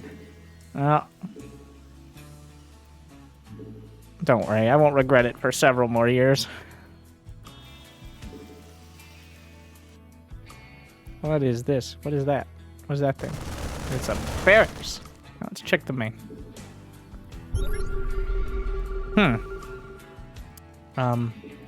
Alright. That is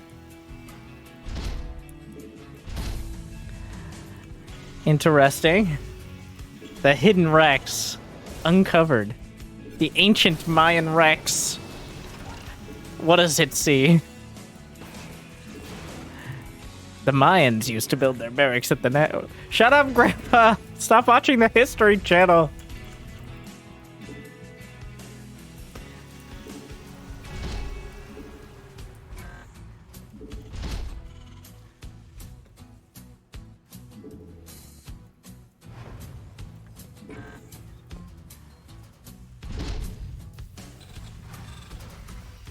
New subscriber detected. Thank you, Green Hero. Green Hero Maru was chilling for 83 months. History's Send a mysteries. Marine to the front. Both places he could head out. Back in my day, the world was gonna end in 2012 because some dude high on whatever plant they loved in Central America said so because he forgot to finish the fucking calendar because nobody thought they'd make it that far. And he was right.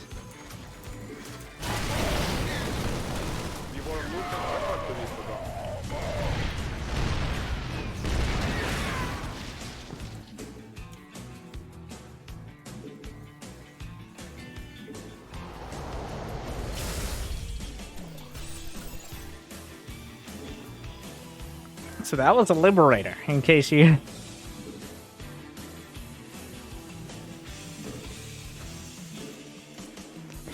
Back in my day, we thought the world would end in 2000 because the people who were making computer calendars had less foresight than that Mayan dude. Grandpa!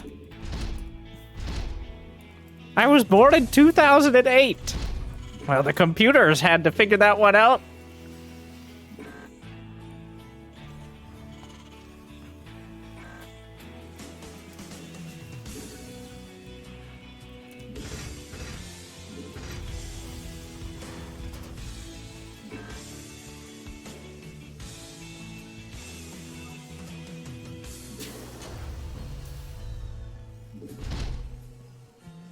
More like 2000 and late, you young whippersnapper. Yeah, got him.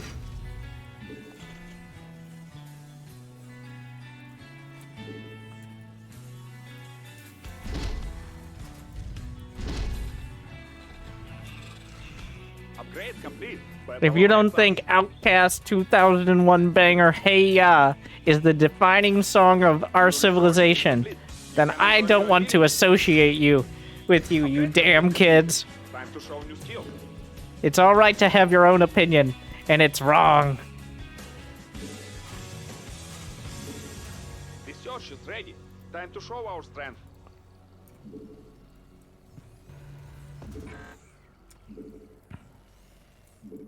Finally, add-on is complete.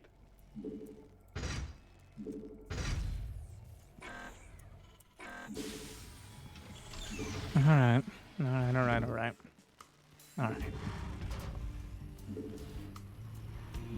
Now Terrans. Might take a third. No more minerals in the field.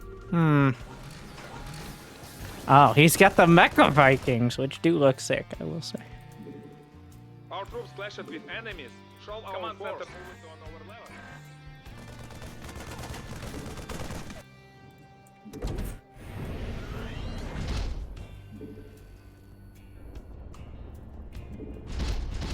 You wouldn't download a car, you kids remember that? Army is under attack. What do you mean, Grandpa? I can't even drive my car without downloading the latest updates from satellites. Back in my day, we didn't even have satellites. That's not true, Grandpa! They were just made up, like the moon and birds. You have exhausted all the minerals in the cluster.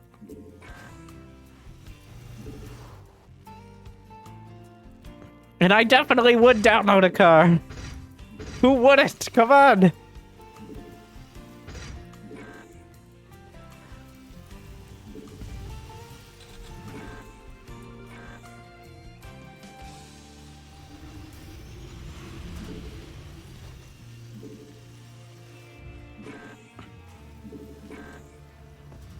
Mineral field exhausted. Time to make expand and defend. Back in my day, you could barely even spy on your own house from Google Earth. Okay. Now you can read, I can see you on the front lawn!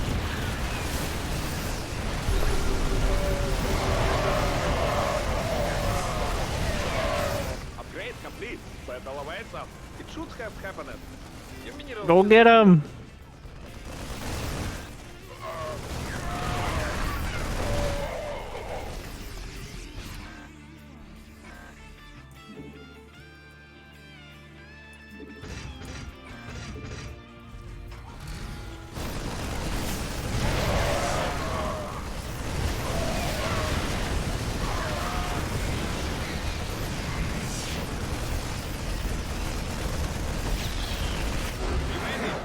time to celebrate victory. We may have gone over on that one, yeah. Nice.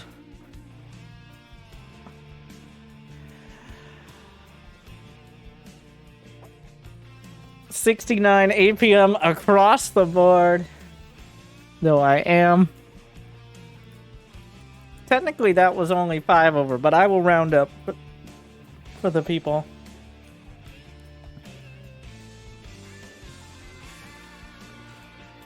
Yeah, I didn't do too much commentary on the build there. We got a somewhat meta. A little.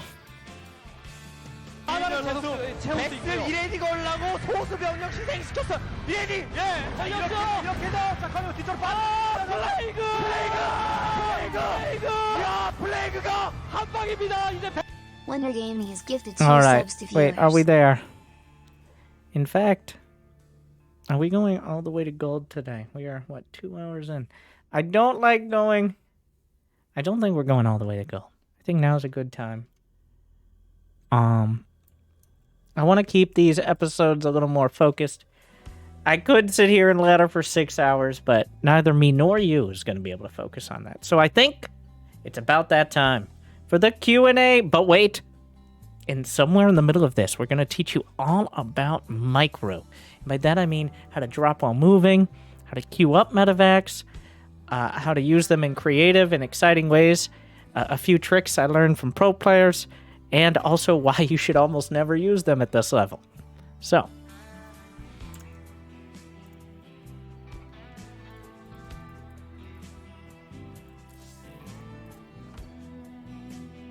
I completely zoned out. But, what do we want to summarize? What we've done so far. We've nailed down the build. Yes, I've started adjusting only slightly for the matchups. As Terran, you've still got this solid baseline of 1, 1, 1. Sometimes you need to keep your command center in the main. You need to focus on building units on one base to deal with like Void Rays or Reapers. But adding on that second and third barracks at around 35 SCVs. Making sure you get double engineering bay before the 5-minute mark, ideally, unless it is that sort of all-in. And doing basic scouting like, does he have an expansion? How many gas? How many barracks? Easy enough to count. If you can count, if you need to count on more than one hand, you should be panicking. All right, let's put it that way. So, that and the setup of buildings and why turrets should be where they are and production and add-ons, just your general makeup. I've been adding 2 tech labs onto the barracks to make sure we get stim and combat shield, but there are plenty of strategies that are 2 reactored barracks, as well as 1 tech lab, and just incrementing out stim and then combat shield, usually in that order. But for now, we're focusing on getting all those upgrades in a timely manner. But let's take a few questions. If you have any specific ones in the chat. Do you ever change your game plan after being scouted? The entire intent of what we're doing here is no. No. Is the summary. At least not until, like, the only time I would change my game plan as Terran, and that's what we're speaking on. I will take questions from all 3 races at the end. I have your attention. Just Great thing to fill that in. So don't miss out on any of these episodes. True love. But thank you, great thing. But essentially, no. The only exception would be if I get scouted very early. And the game plan would be, I need to scout If you want win, very early. don't relax.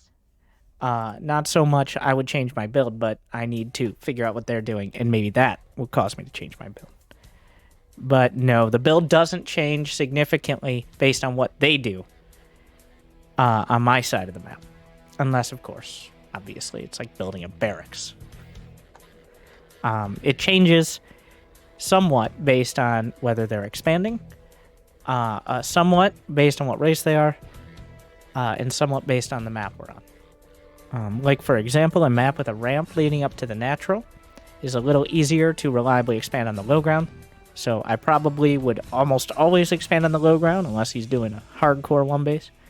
Whereas a map like 2,000 atmospheres is a little harder to hold the low ground because there's no ramp to it. So it's a good question. All right, first tip. There's a lot of things, do's and don'ts for drops. I'm here in the LOTV online unit tester. How do you counter Gateway Man, max out, and attack an outlying base? If you have to, add in Liberators or Ghosts, but usually just maxing out attacking faster, we wouldn't be in the Silver League if that wasn't the case. So, let's get ourselves a medevac, and let's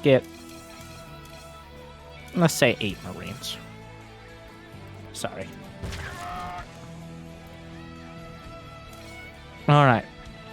So, does this series stop at plat? No, it does not stop at plat. Diamond is essentially doing all of these things faster. There's not much more. The idea is we cover all the concepts you need in Diamond. Like early game micro, early game scouting, basic build orders, using advanced units, how you should set up your production, what multitasking actually means, late game army, and the benchmarks you should be hitting. Diamond is just doing all those things better.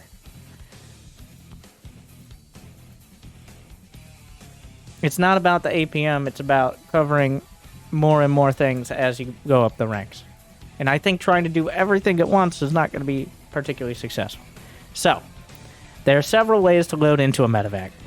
The worst possible way is, of course, individually clicking on units. Oh, you may have noticed what I did. So, unload all. Unloads all the units. Simple enough. The quickest way to load into medevacs, just select all the units you want and right-click on the medevac. So, how does this look like in, say, a Clem-style situation? Like, we're moving our Marines around. Oh my... No, I accidentally right-clicked on the medevac. I'm too pro. Alright. Get out of the goddamn medevac.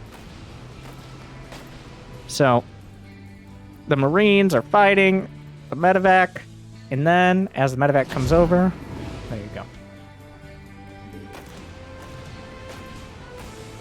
This is usually how you'll do it. And then, in order, let's say, you want to drop that hurt Marine out for some reason, you can click on this box down here, each individual unit. So, the burning question. How do you drop while moving? So, if the D key is unload, and then D on the ground, if you press D on the medevac, it unloads wherever it is. Practical effect.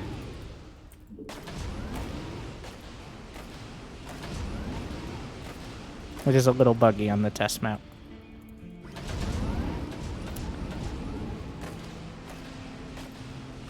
But there you go.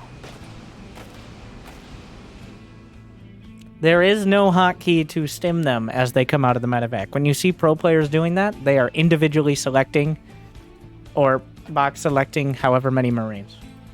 So if you're like, how do you stim them? You individually. This is one of those things that is mostly impractical. Especially for lower level players. Now let's add in some more.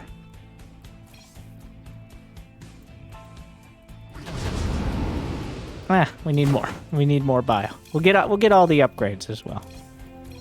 Just for argument's sake. So, you have all these medevacs, but one isn't full. I learned this one from Pult, which I love name dropping. And it makes complete sense. I just felt stupid that I didn't realize it. Well, there's one medevac. Instead of having to click that medevac, D-click somewhere. Any medevacs without units will not move. Simple enough. Because they have nothing to unload. And now, practically, how does dropping while moving look like?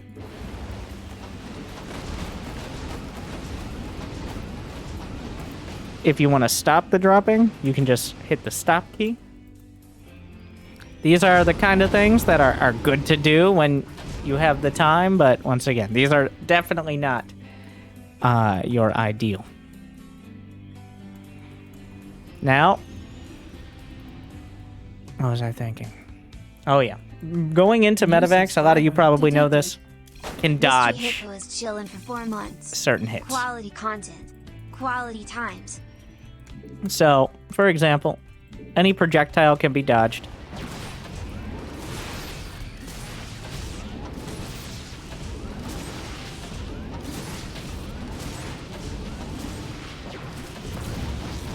with the medevac. Don't try this at home. If you're ever in a scenario where you need to do this, you've got other priorities. Most of the time. But let's show you what dropping and stimming looks like. Stop bugging on me! I swear this never happens to me. Alright. No, it is something weird with the test map that does that. But technically, you can stim units before they go into the medevac as well. But obviously, it does not last very long. And now, for your final, very, very impractical but occasionally used tip. My precious, nope, SCVs on auto repair going to the medevac. Tank took a lot of damage from disgruntled Marines. Dun, dun, dun, dun. Good as new.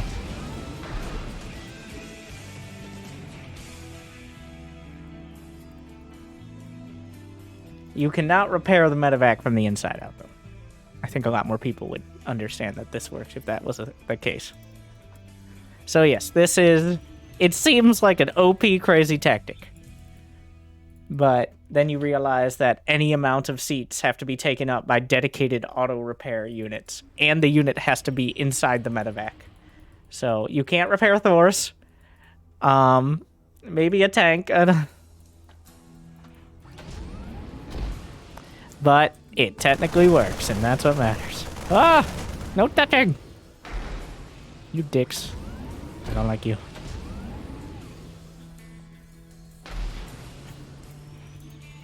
So. Alright, one more thing. Even more impractical. Oh, I shouldn't even show people this, because then they're gonna try to do it. Now I've got to do it, obviously.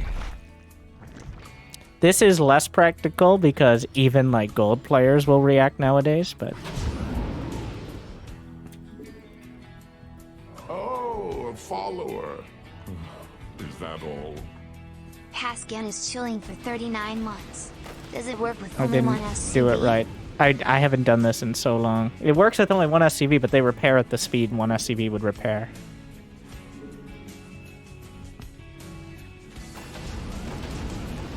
What the fuck? Okay. Why don't you work? Forget how to do it. There's a way to cue the Marines attacking the hatchery. It may have been. It was entirely impractical and may have been fixed. I'm over here just failing. Obviously, the best way to do it is just drop out and right-click the hatch, but... Oh my god, it's been so long, I completely forgot. It might not even work.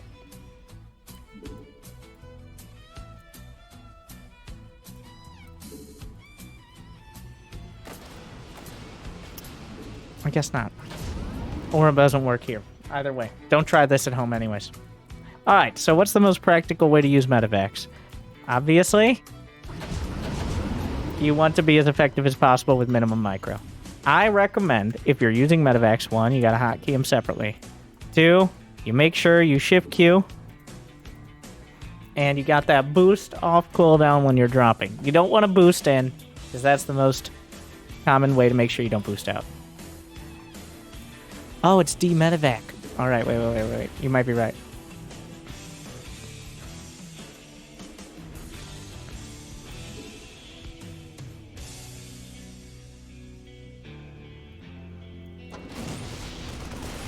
Wait, I need to do it far enough away.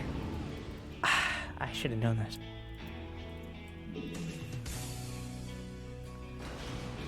It doesn't. Oh, wait. No. You were responding to the other one.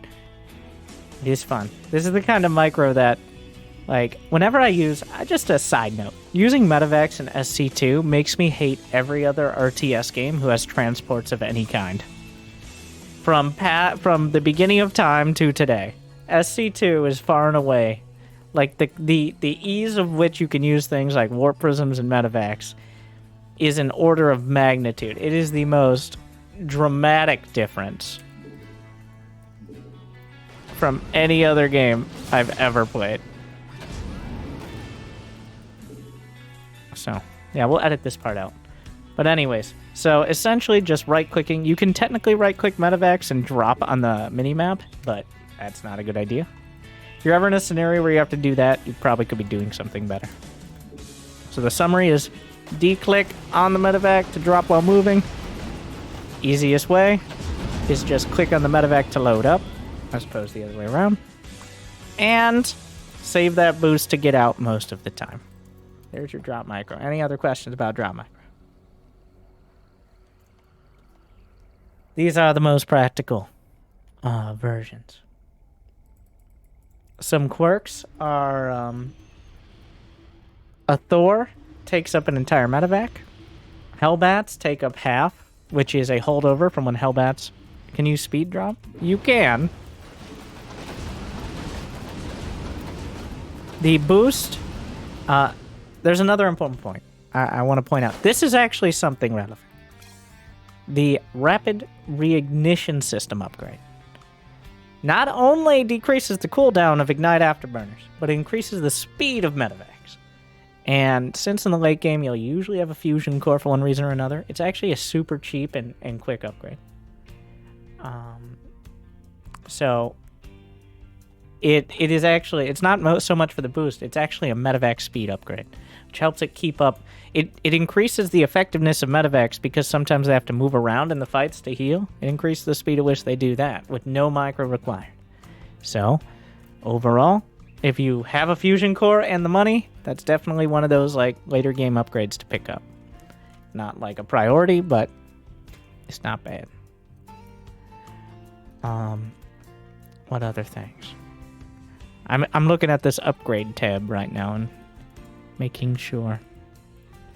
Oh yeah, for those who don't know, Neosteel Armor combines the Neosteel plating and the just the building armor upgrade into one. This happened a few years ago. So now it's just one combined upgrade that gives you armor and the bunker cargo space stuff. High-sec auto tracking is exactly what it says it is. Missiles, auto turrets, planetary fortresses. Smart servos is a very nice upgrade for switching Vikings and Thors. Aliens and Hellbats technically, but mostly for Viking heavy compositions, just getting smart servos on the tech lab at the factory, which is a little awkward because obviously Vikings don't come from a factory. So that can throw people off. Well, yeah, there you go. The more you know. Is there a way to medevacs follow troops around? If you just A-click, the medevacs will stay. Well, unless they don't have anything to heal. But there is no easy way to just have them sit back automatically. But if you stim enough, it'll give them something to heal. Tanks don't get that upgrade? Yeah, imagine. 3 times faster. You know what? Real quick. I used to spend forever transforming. I'm sorry. Do you spend too long dropping down and picking up and it's not your mother's house? Well, try smart servos today. I used to waste half my day turning into a ground Viking, but now, with the help of smart servos, I can get off to a great head start. Yes, you want to go down on someone, and you want to do it quick? Not like that, you filthy plebeian. Come on, with smart servos, you can hit the deck faster than anyone can say Yahtzee. What is Yahtzee? Shut up, you goddamn Zoomers, and play a real game like Solitaire. With smart servos, you can out-micro your opponent. Your flashy Vikings will go up, down, all around, all while still dying to stalkers. So, I mean, you shouldn't be using it too much, but They actually do kind of good damage against stalkers too. That's something to point out. That's part of why we're building so many Vikings. But yeah, try smart servos today. Don't forget it exists. It's pretty good. I mean, it's not like your first priority, but like, put it in your top 6 upgrades on the Factory Tech Lab. You might be like, how many upgrades are there on the Factory Tech Lab? Up to 6, so it's definitely one of them. Smart servos. What's not to love? What do you mean me? You're not my dad. Shut up. Anyway, smart servos.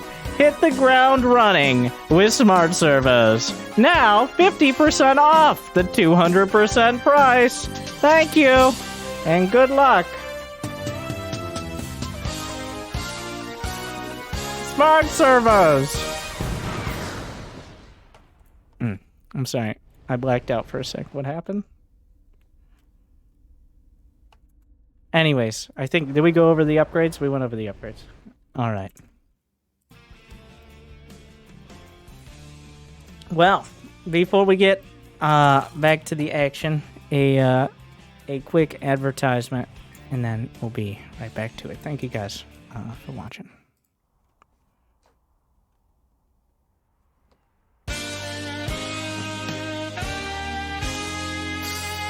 Hey everybody, I'm Winter, and I'm here to say, if you subscribe with Prime Gaming, I get more money.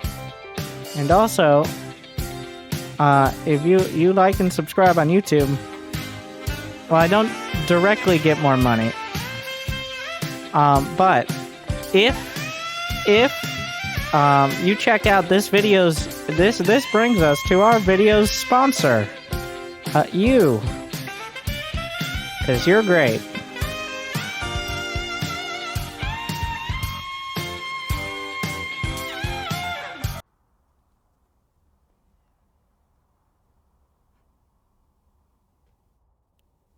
Thank you guys for sticking around.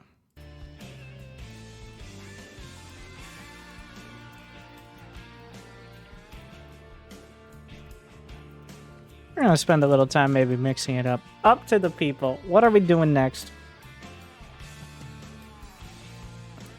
As we take a quick break, mostly so I can get water, and we make our way into Silver 1. Thank you guys for watching. Be right back one more.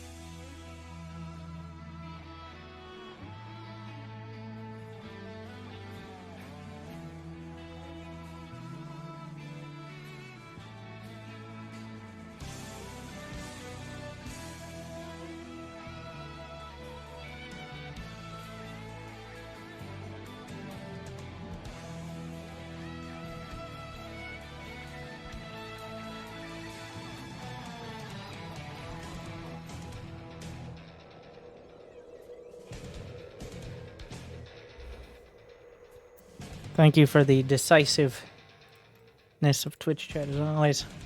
Honestly, I think mech versus bio, I think it's actually easier to learn to play bio. And once you understand it, or to learn bio production. But as you kind of get an idea of how Terran works and when to add on production, when to add on bases, that's when you can start to learn mech. Bio is simpler in that Marines as a core unit. Marines as a core unit work a lot better. You've got your early, mid, and late game unit in Marines. So that's simple enough. But with mech, that isn't necessarily the case. So you do have to keep that in mind. I actually do want to bring up one last thing. Now I have your attention. Farm Boy Which Gaming we haven't 48 is finished chilling up for yet. 19 months. But what goes down faster? I've Vikings been with smart servos, or a Diamond 3 Terrans in Mimar who tries to play again after 2 weeks off? probably the Vikings.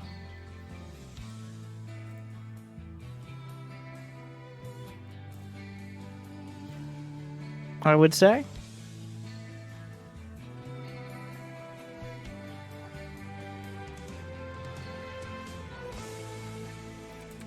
Anyways, so don't try to throw me off at this shit.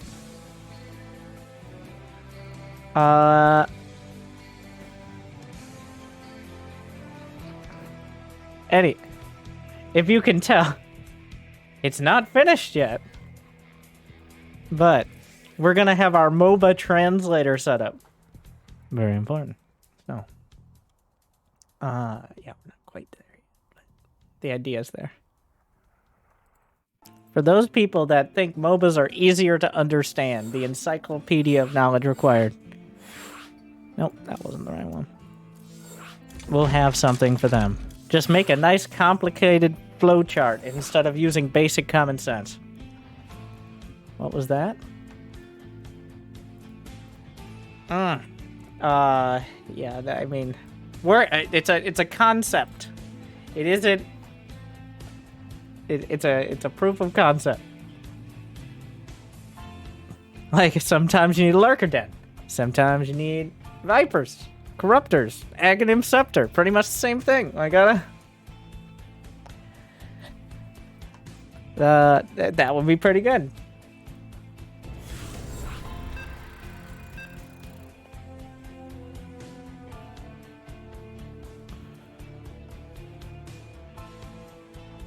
The SC2 equivalent of a rapier is probably nukes.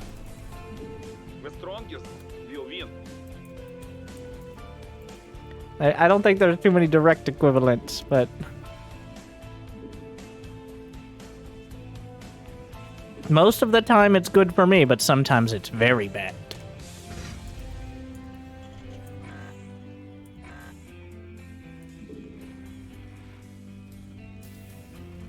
And if you rely too much on it, you're probably going to throw the game.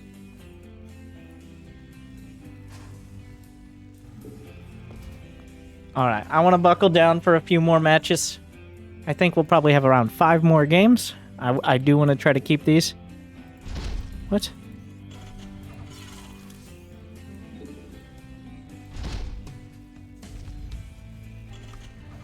That's some real meta play there. Now I'm worried. No Hakuna Matata shit right now. Of course, like... that's the best way to get so... It's like, by the way, there are no bodies in the garage. Just FYI. Never have been. Like,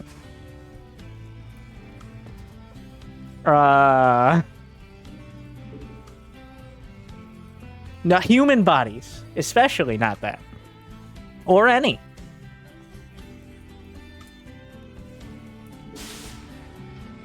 Uh-huh. Interesting.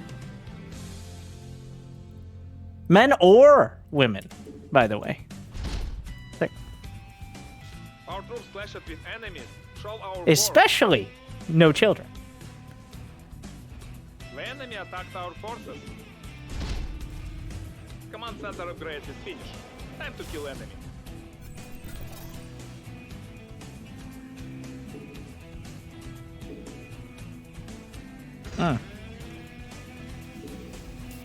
What are you doing, Marine? Where are you going? Oh no.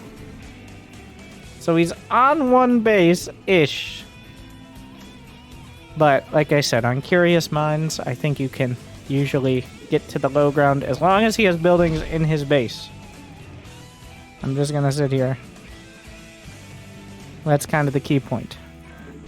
I missed my second guess. I was too busy worrying about the bodies that aren't in the garage. Oh, what was that? I think that was a Reaper.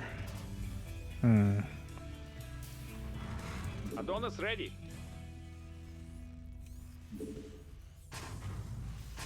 I saw something, and there's no way it could have gotten by me unless it was a Reaper, so... We were pushing forward to this Adon. Alright, so here's what I'm gonna do. Nothing. These Marines. There you go. Looks like another Reaper's coming. Okay.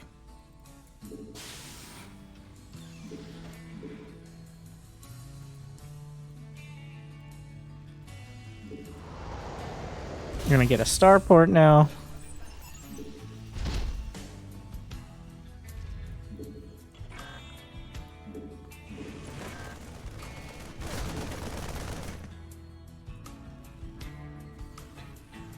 Command center upgrade completed successfully. We got a siege tank, but I'm not gonna siege it up. Get a couple more. Put a depot on the edge. Probably something you should almost always have. Usually that's my third depot. I'm not walling off in TVT because there's essentially no units that you need to wall off against. Usually wall offs can be used against you is the struggle. Alright, well, he's got a command center. Let's actually just check the main.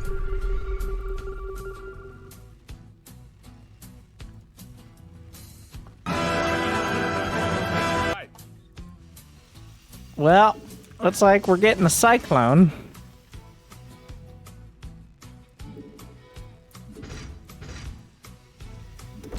Ah, that was a fusion core.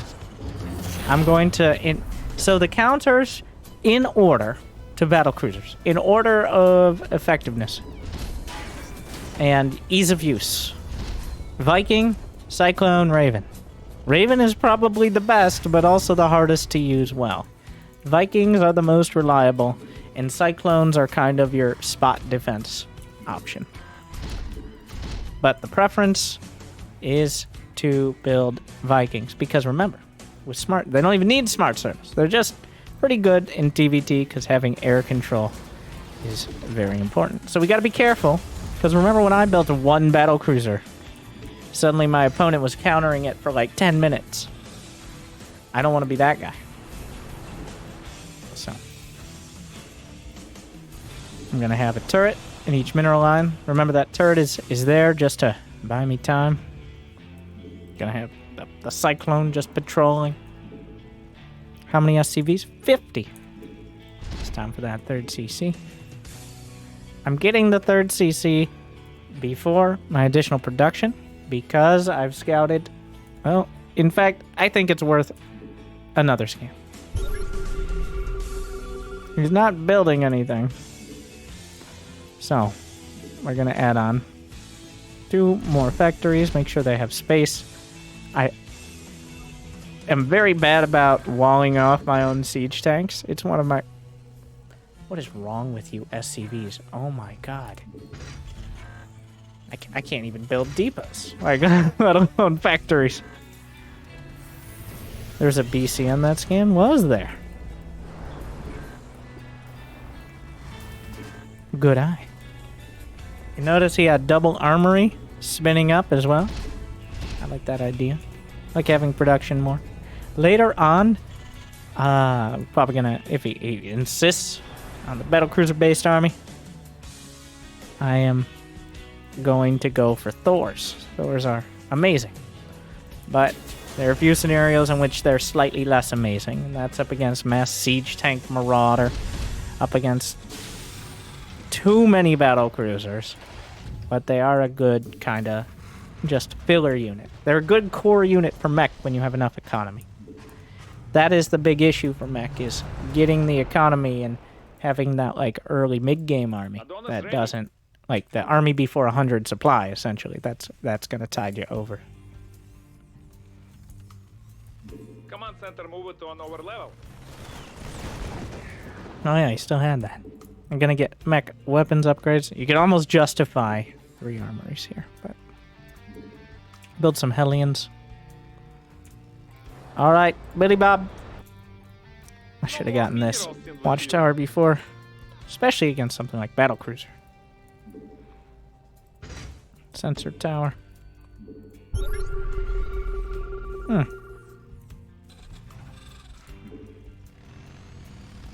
Adding on even more. Get those fancy gases.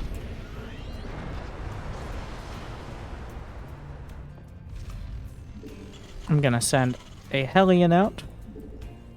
We have 32 SCVs, which is too many. Each row is 8, so for reference. Oh, Jimmy, we didn't move over to the side. He can't even see the APMs.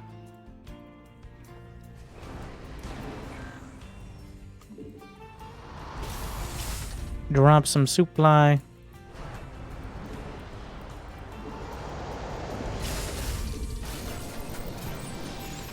Make sure we have the gas.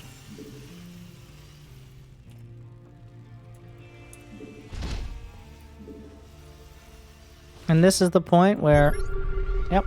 Alright. So, I needed to decide whether I was building more factories or more starports. Starports. I'm gonna get smart servos, unironically, for my Vikings and my Thors. Mineral field exhausted. Time to make expand and defend. Finally, our units get no more minerals.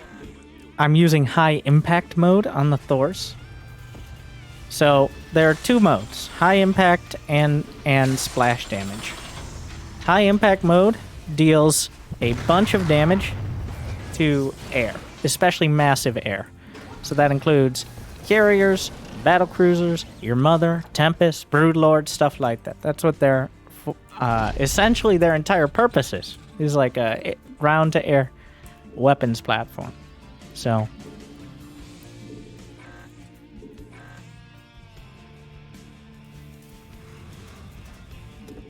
we're just going to be focusing some on that, and I can get high-sec auto-trekking, and okay, we'll get building armor queued up.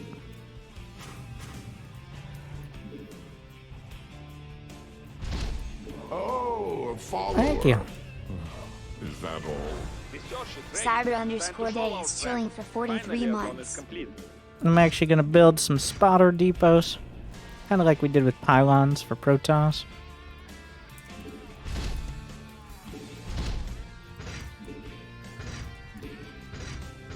A little bit of everything. Let's take a look. More command centers. It should have happened. Your minerals is ended. So the big risk with the mass battle cruiser is obviously the tactical jump. Like the ability to teleport across most of the map.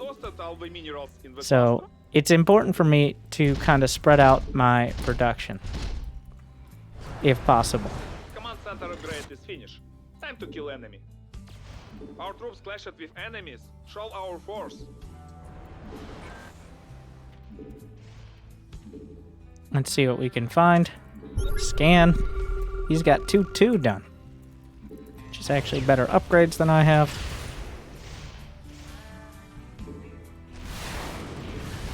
Finally, our units get new upgrade.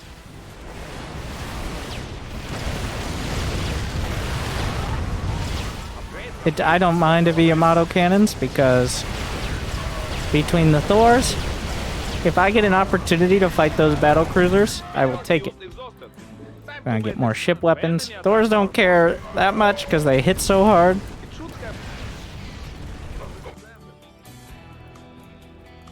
Right click, shift click 2 SCVs. The Thors are quite a solid. You just gotta put them in the right place. And they can get the work done. A lot of players will take some mediocre fights with Thors because they are pretty thick. That is their main weakness. They struggle to get into tight places. So, if you can find that battle on the field, that is the ideal scenario. Upgrade has been completed. Time to show new skill.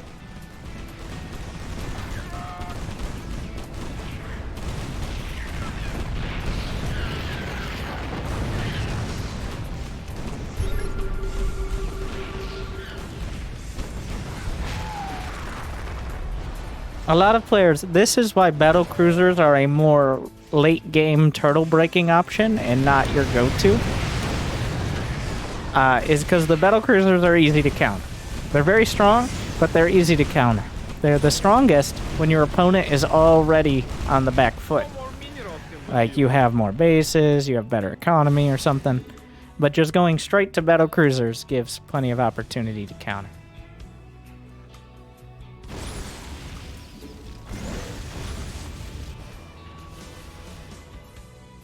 Control 1. Let's see.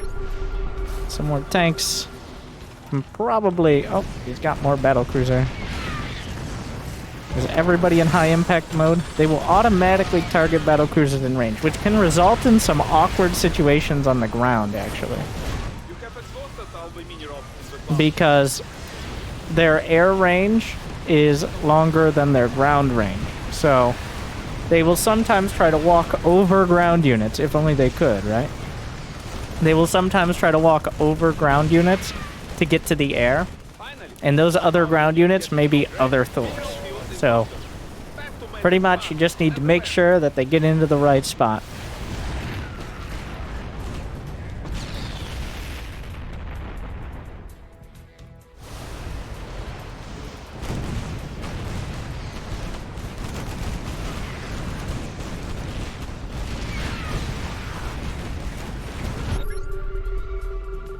Well, we know where the other bases are, so... he still has some battle cruisers here. I mean, he probably has... if there's anything he has, it's probably none. So, I did kind of put myself out there, but if you get an opportunity to fight the battle cruisers with nothing under them, that's the best case scenario. You gotta be careful. If he had retreated behind, like, his planetaries, I probably wouldn't have fought. I probably would have just sat back and waited for him to try to take another base. But he went out on the map, so... thank you, Cheese and Pickles, by the way. We did it! Ah!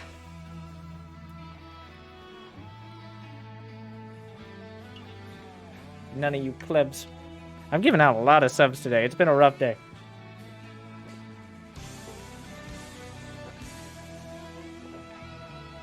What is the condition for using Thors? I think your baseline is, so this is your anti-ground mech army. Alright? Your anti-ground mech army is maybe, New subscriber detected. 8 to 10 Hunter_Mikey9 tanks. is chilling for 11 months. You got Best show on Twitch, keep it up. 4 Thors. Honestly, like 4 to 5 Thors. And then, either, if they have any significant air, you want 10 or so Vikings. Or, just ground. That's either Hellbats, or Widowmines, or Hellions. Usually Vikings is better. And then the rest of your supply you fill in as needed. So this is, let's take the outside, this is 30 supply. This is 30 more supply. You got 40 more supply for an army to fill in. So Either if they have heavy air, you add more Thors and Vikings. If they're heavier on the ground, more tanks and maybe Liberators.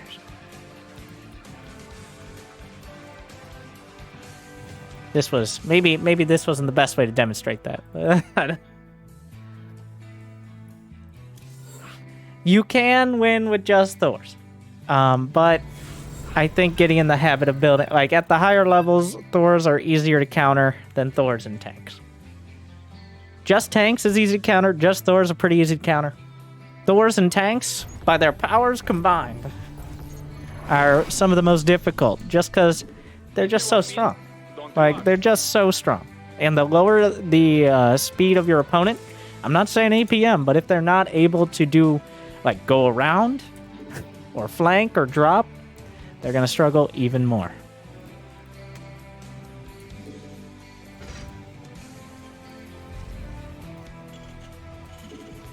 Now, I don't recommend mech, really, against Protoss in general. But it can work. Like, it's fine. It's just Protoss has a lot more ability in the early mid-game. Here's how I'm going to describe. The early mid-game is not a time. It's very roughly the early game is the first 50 supply. Early mid-game is 50 to 100. Mid-game is like 100 to 190. And late game is, so if he's actually cannon rushing, he'll build more pylons. If not, I'm about to kill the problem. Alright, well. If he lets it finish, I'm going to build a depot.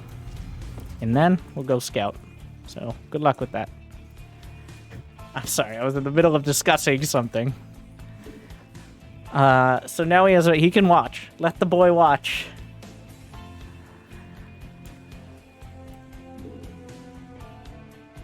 Like what you see? Alright.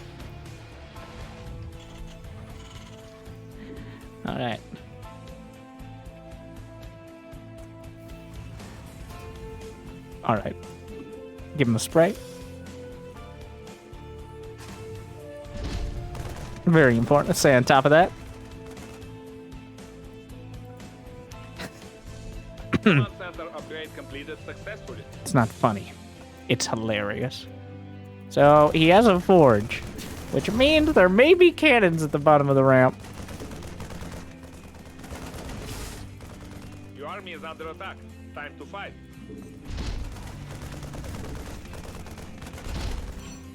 He's building the rest of his stuff here. So,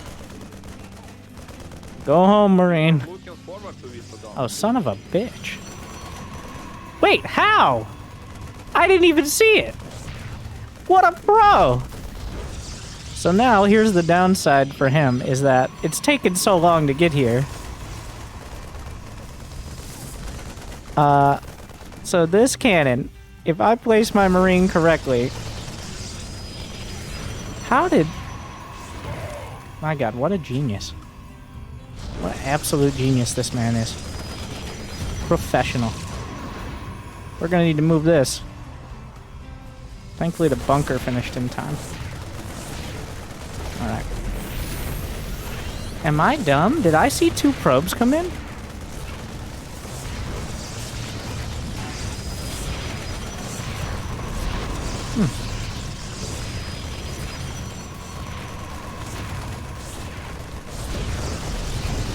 Click on the probe, kill the probe.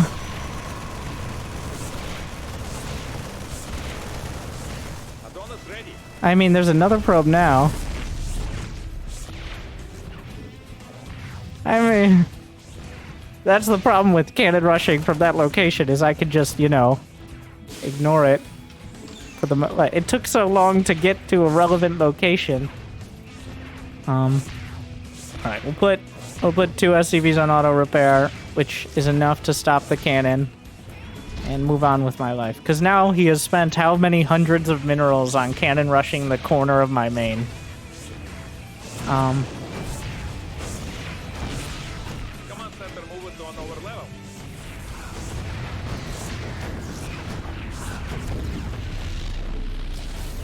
All right.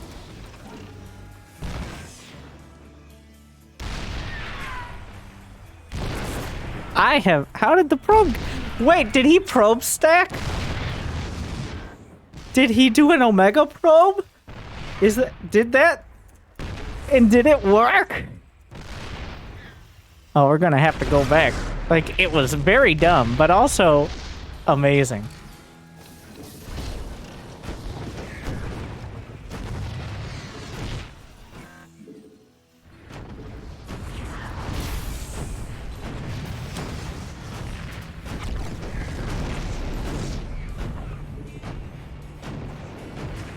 Well, we're gonna get an engineering bay. That GG was a little premature. This man is a genius. Like, maybe not at StarCraft, but... Alright. We're just gonna attack before his double Stargate finishes. You might be like, what double Stargate? Winter? This one! I thought there was a 2 in 3 chance of me looking like a genius. And here we are.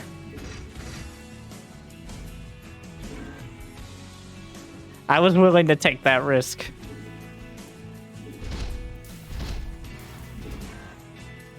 Yes, everyone's special, but in very similar ways. So we're not going back. In fact, well, hopefully the attack ends it, but... Adding on, this is a Marines game, alright? That's where we are.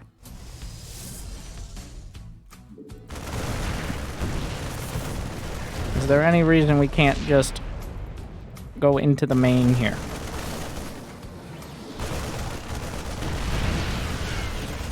I'm gonna hold position the Marines.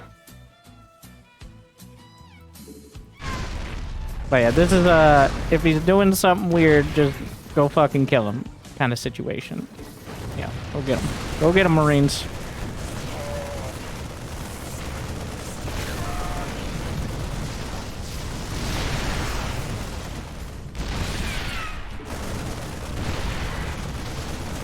I'm gonna target fire. Hopefully that's the only pylon powering this. I think we just finished another one.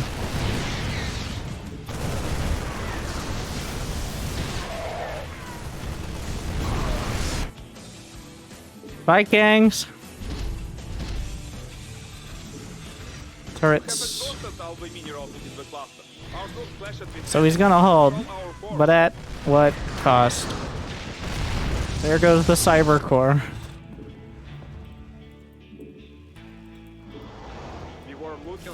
I probably could have just killed the natural. I've gotten a little carried away with this one. But stem. We're now gonna get medevacs. 4 Vikings, I think, should cut it. Why are you there, SCV? When did that happen? They just run off sometimes.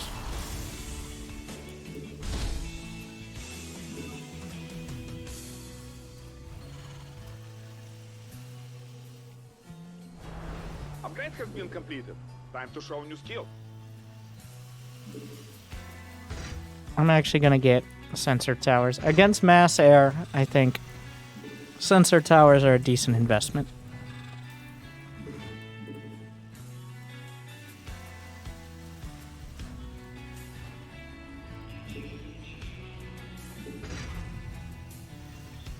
I'm gonna send 1 Marine out.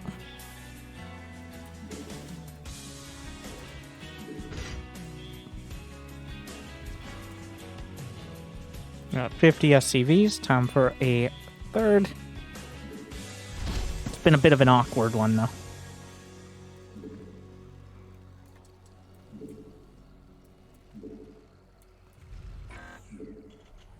Your research is complete. You can enjoy new ability.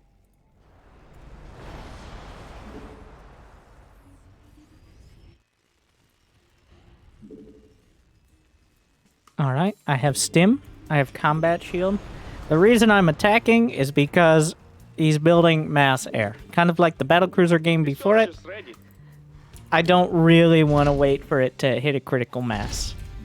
I want to see if I have any opportunity to take some map control. So that means maybe attacking.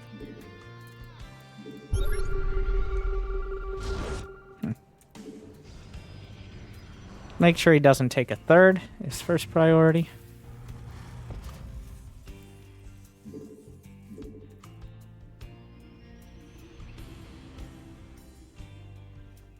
Mineral field exhausted.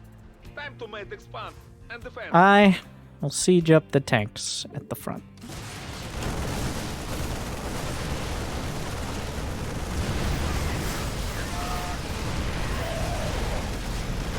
Should be okay there. And enough Marines with combat shield. Yeah, we might have gone over there. Pretty intense micro. Oh, I gotta go back. We gotta see. Not that, but I gotta see if he did the Omega probe.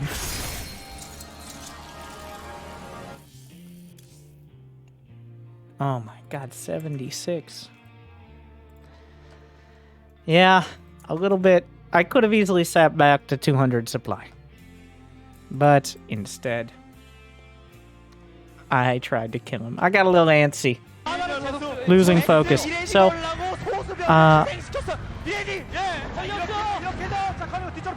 my recommendation for actually playing StarCraft. Gaming has gifted 3 subs to viewers.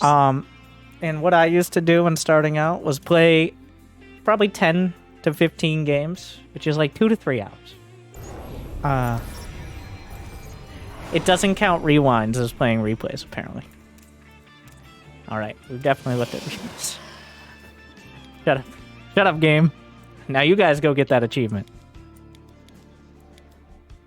How did he get a probe in there? Am I just dumb?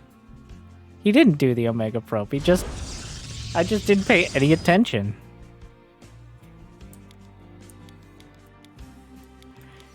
I so fell for it. Like, look at me. There's another probe. I'm like, aha! I got you now. It was... Oh my god. So this is 2 minutes. Oh, it was perfectly timed. I don't, like, I'm not 100%. It was right, like, right as I moved. It just slipped right by. Here's my camera during this.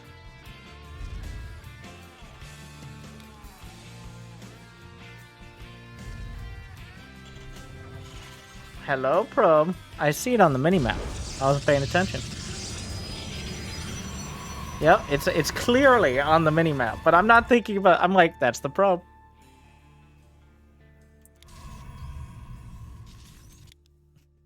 This is like the this is a solid 69 IQ build right here. Like, it'll work against. It worked against me, so I imagine this has worked before against players who are maybe somewhat less accomplished. Like, it's not a terrible idea. Now, cannon rushing a Terran, if worst case scenario, I just float all my buildings out of my main and he spent like 700 minerals cannon rushing my main. So yeah, it hurts, but he's already spent hundreds of minerals cannon rushing my main. So this is not the ideal strat. Maybe against a Protoss, this is a better strat to cannon rush like this. But yeah, worst case scenario, I just leave. Like, and I can quarantine him in my main to an extent. But wow. It was the dumbest possible version, which was just I didn't see it. And neither did you guys. Nobody was paying it. Nobody was like, no, he actually sent another probe. No. All right. No lying here.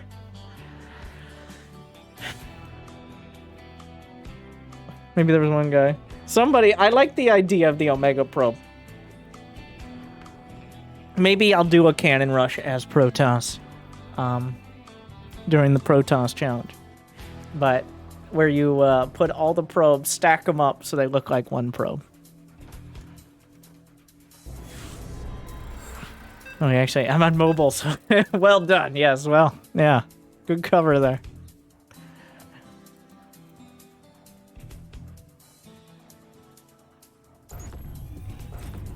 Wolf. The strongest will win.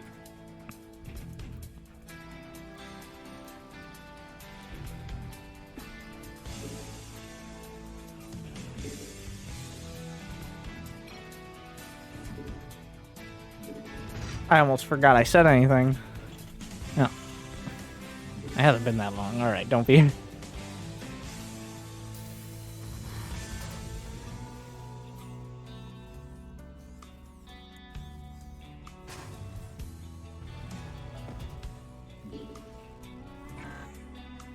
I'm not going to bother trying to set up the wall for the reactor. I'm just gonna float it when I need to.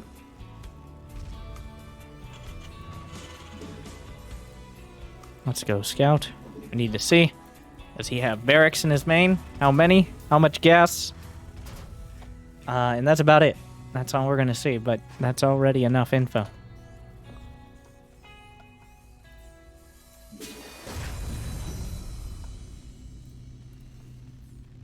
Three in gas. One more SCV. And get the orbital immediately.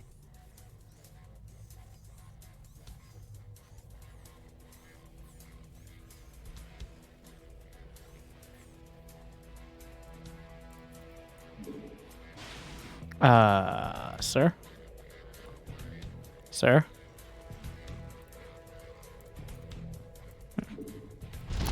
Build a bunker over here, along with a depot.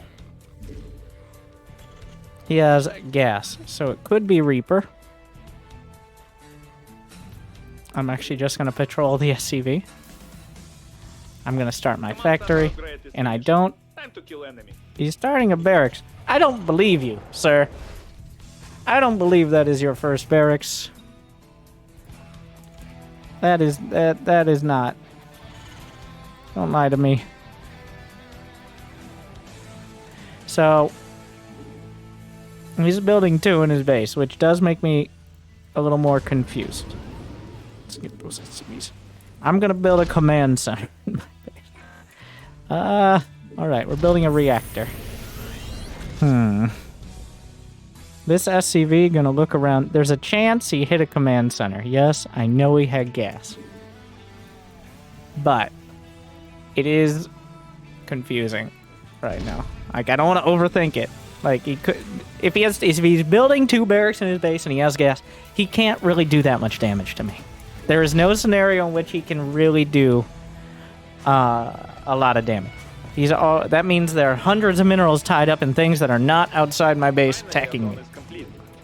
No matter what, he can't hide that. So Ready.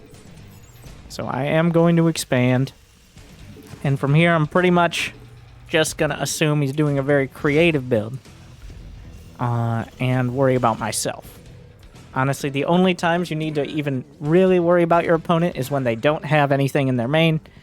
Especially in a mirror matchup. Like, I'm a Terran. He doesn't have a barracks. I have a barracks done. That's pretty suspicious. Like, and there it is. So this was the simplest option. So, what do? I'm going to send 3 Marines. All 3. Billy Bob, going to go to there. And otherwise, that's it.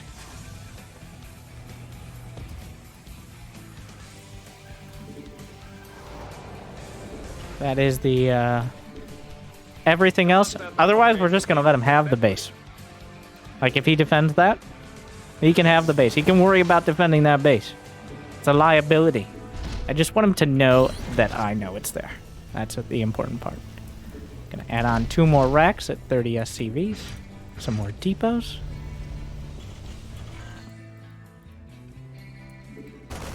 Alright. Now, let him know. I'm now gonna send a Marine to the front. Wait, what did you guys do? Oh, they're chasing the SCVs there is what's happening. He's building a planetary. On a scale of things to 1 to things that make me want to build a battle cruiser. We're not going to do it yet. I'm going to get another Viking. You think his fusion core has started? I don't think he even has a starport done. The enemy attacked our forces. Ah! So he built a planetary. Now, this is true. A planetary is not. It is not an orbital. It cannot drop mules. And it cannot scan. So his economy is already in tough shape because of that. On top of the fact, I killed the SCVs. We were looking forward to this dawn. Get my stim. Gonna get a reactor on that. I should have all... Well, actually, no. 40 SCVs. So time to get the gas. No more minions. Vikings. Patrol. Combat shields. Hotkey in the engineering base.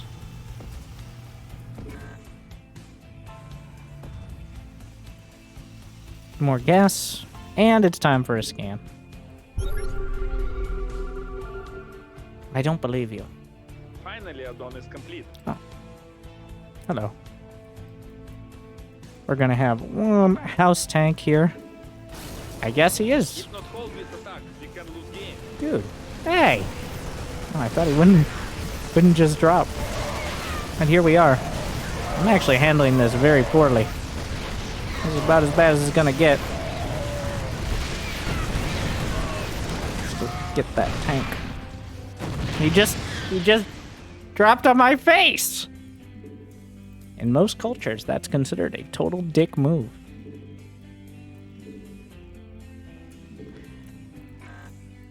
So...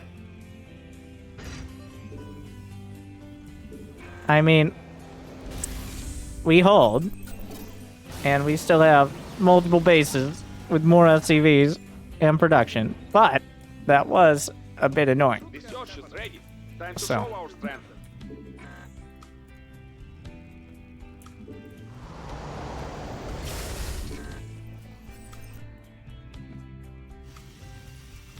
Now is when he transitions into battlecruiser clear. Mineral field exhausted. Honestly, he does seem like he has his whole strat coming together here. We'll see. We need more depots. I'm gonna send another marine out.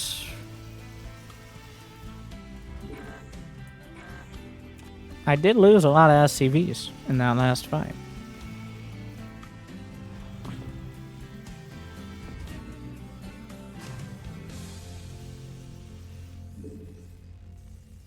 We do have the third command center.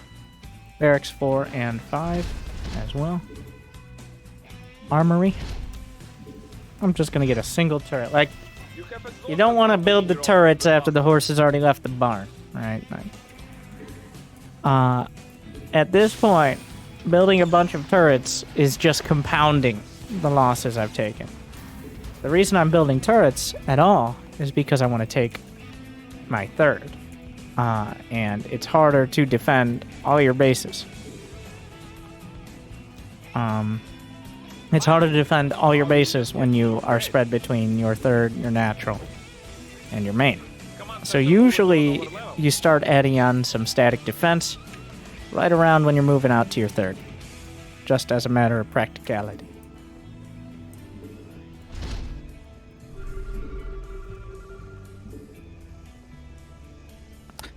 Okay, I'll do it. We'll go pick up that SCV.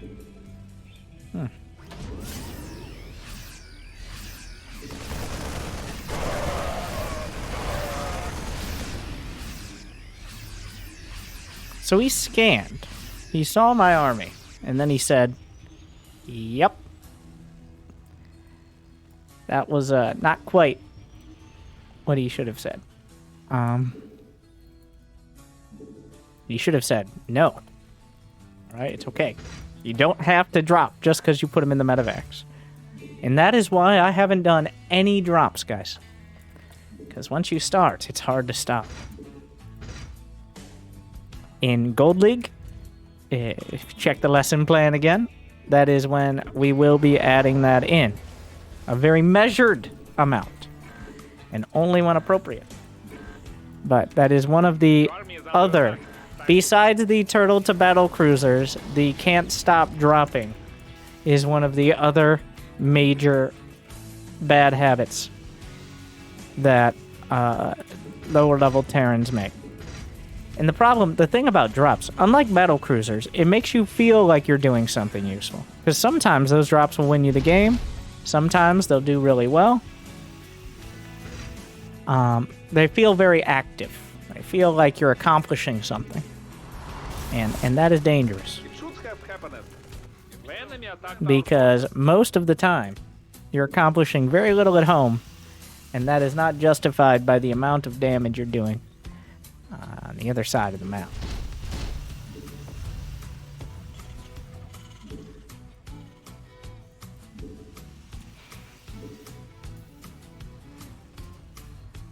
Adonis ready. He's shown his interests here.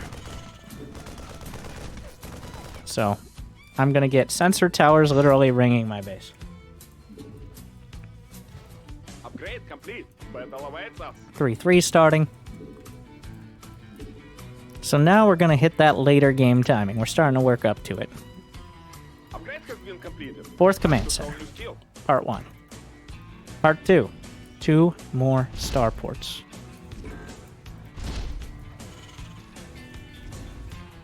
Part 3. Armory upgrades. Part 4. There's no part 4. That's it.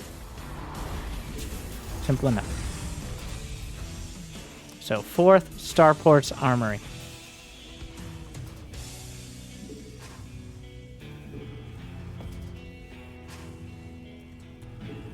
So we got to do some math here. I know it's scary. But we've been pretty on top of building units and production.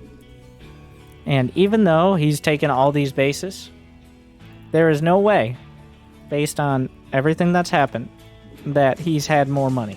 At least not yet. We're not there yet. So no matter what, unless something has gone horribly sideways, I'm just going to have more units. So I don't need to worry so much about him taking every base on the map, because that's hundreds of minerals and command centers that are not units. We were looking forward to this add-on. I'm going to start building some Vikings here. We're actually going to get a fusion core, yes. Another armory. We're going to take a 4th. Adonis ready. And the intent now No more minerals in the field. is to go play some whack-a-mole. Time to make expand and defense. Billy Bob. Handle it. He's got it.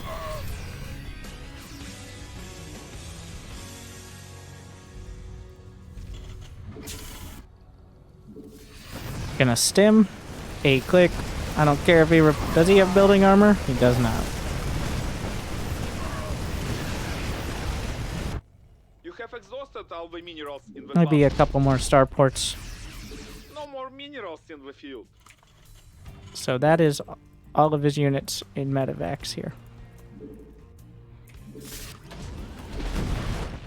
Upgrade has been completed. Time to show We're gonna go to his natural. Like I said, once you start, you can't stop. Your army is under attack. Time to It's like fight. Byun. He's the worst case of it.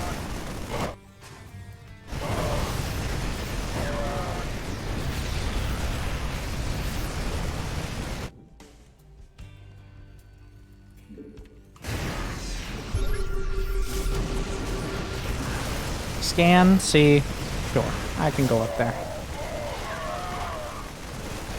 Control click, siege the tanks.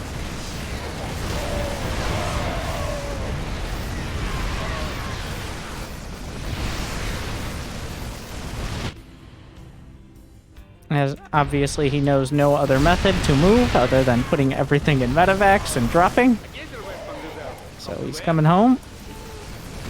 Unfortunately, there will be no home to come back to. So yeah, this is a more rare flavor of Terran at this level. I would definitely say it's like 1 in 5 or 6. It's not nearly as common. But you will find it. It definitely is more painful. It's a lot harder. This is actually a lot harder to get out of the habit of. Because he's doing something like, it feels like the correct move, right? Like to just be active on the map. You're actually building the correct units. But just because you have all the ingredients of a cake doesn't mean you can bake it. Like, for me, you can't bake cakes in a microwave, so that's right out. Okay.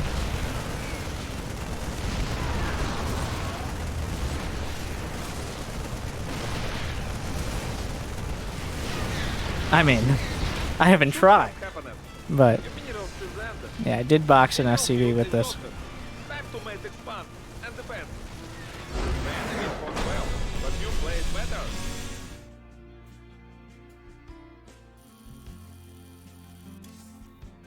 No! He was gold 1. So a little higher up there. That's what you'll see. A lot of players... So, that is why in gold, it's better to have the talk with Terrans. You know the talk. The dooms and the drops. Because otherwise a lot of Terrans, they're going to learn about it on their own. And that's not good. You wanna ease them into it in a controlled environment. Learning to drop is important for a growing Terran, and it's better they learn it from someone who knows what they're talking about, even if it's uncomfortable. So, as opposed to learning it themselves, and then you suddenly end up with 8 medevacs flying back and forth across the map, and that just won't do.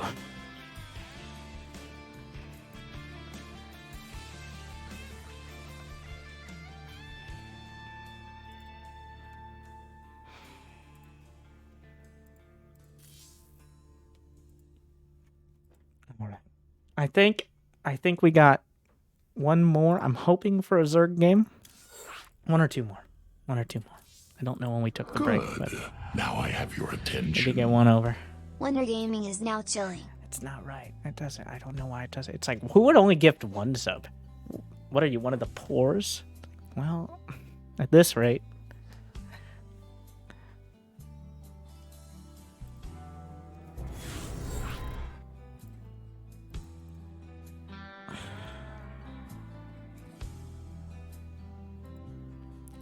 From the I Drunk clan, we have Tomto. Maybe we pull out the battlecruiser build. I know the last low APM challenge, the solar flare, was quite popular. I wasn't sure if I wanted to do anything quite like that this time around. But I think on some, you got to stay tuned to all of them. But we'll break out some of those more flavorful strategies. A very good man is chilling for 1 month. Thank you for doing this series again. Thank you for watching. I hope you guys enjoy. I try to balance out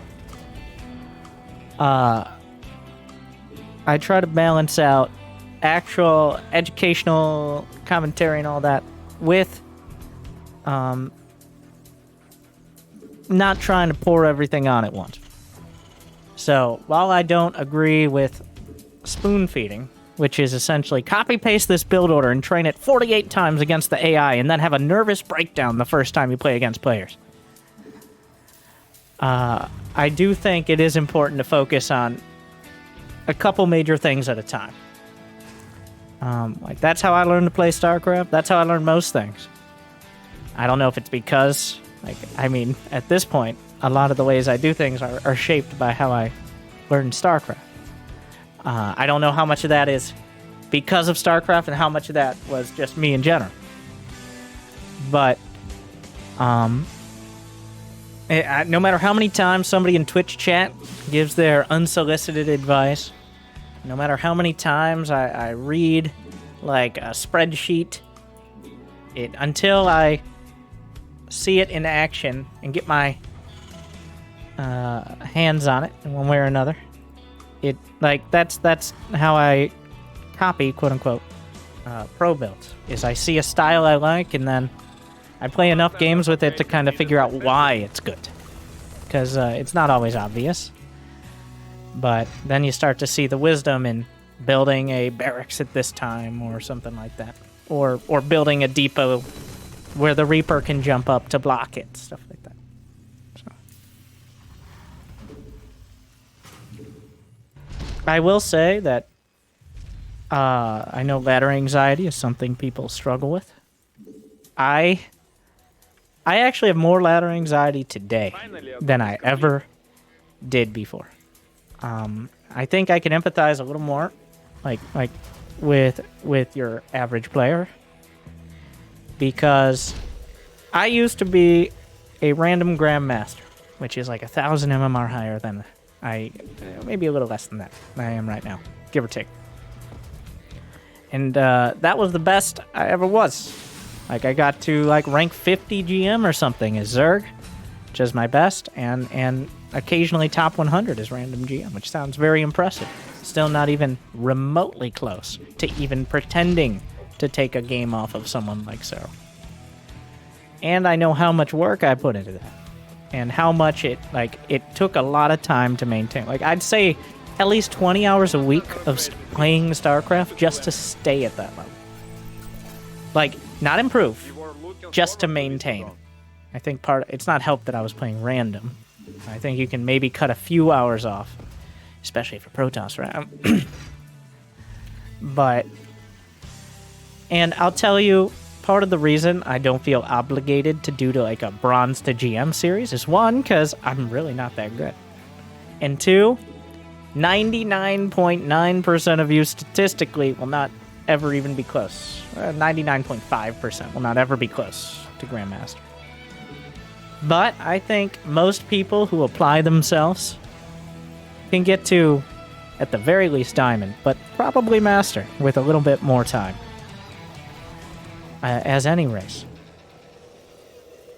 I know, because as someone who was a random Grandmaster, I understand, I think, enough of how to play each race and the game, and I've obviously watched enough. I'll tell you right now, if you, like, everything past Diamond is just polish. It is not reinventing, it's not like a new strategy or game plan, it's not a new it's not like new micro or anything. It's just you're doing every little bit faster and better. I don't think there's too much of a difference from the top of Diamond to at least most of the way through Grandmaster. It's just most of the way through Grandmaster, they're never missing. They're never getting supply blocked in the first 5 minutes. They're not missing building extra barracks while microing a Reaper, stuff like that. But there is no sort of epiphany that happens in Masters that suddenly you're good. No. I think a lot of people expect, like, oh, I'm good now. No, never happened. You always feel like you're terrible at this game, and it's always true. Literally, maybe Serral occasionally feels like he's pretty good. Sometimes. So there is no light at the end of the tunnel, by the way. The tunnel is the light. That's it. And when you realize the tunnel is the light, you'll realize you weren't in a tunnel at all. But instead, the possibilities are endless. That sounded profound, right? You were looking forward to this, though. Doesn't make any sense. It's like we got another drop a clunk. But the summary is... It is just practice. It's a pretty simple game. It's just very difficult. Simple and difficult are two different... No. It's not complex, but it is difficult. That's what I meant. There's a big difference between those two things. Like, it doesn't take much to learn. Honestly, this Terran build order I'm using, that I started you in bronze with, this is straight out of most of Hero Marines games. Like, there is no significant difference in theme between what I'm doing here in the Silver and Gold Leagues and Hero Marine in Intel Extreme Masters. I mean, in a professional best of 5 or 7 series, obviously you mix in different strategies. But the default style and the standard playbook are the same. Everybody starts with the same amount of SCV. You start with the same amount of SCVs as Big Gabe. You have the same amount of drones as Serral, the same amount of probes as Zest. Well, actually, Zest starts with 11 because one's already crossed the map. But it's just from that point on. And I think that's why people get anxiety, because they tie their essentially their worth to the MMR, which is not something you can do in SC2. Partially because the MMR system is somewhat unreliable, because it seems to change for no discernible reason. Like, literally, 4,500 MMR now would have been mid-masters a few years ago. Now it's like the top of Diamond. For some reason, it's been deflated for no, like, on some servers for some time.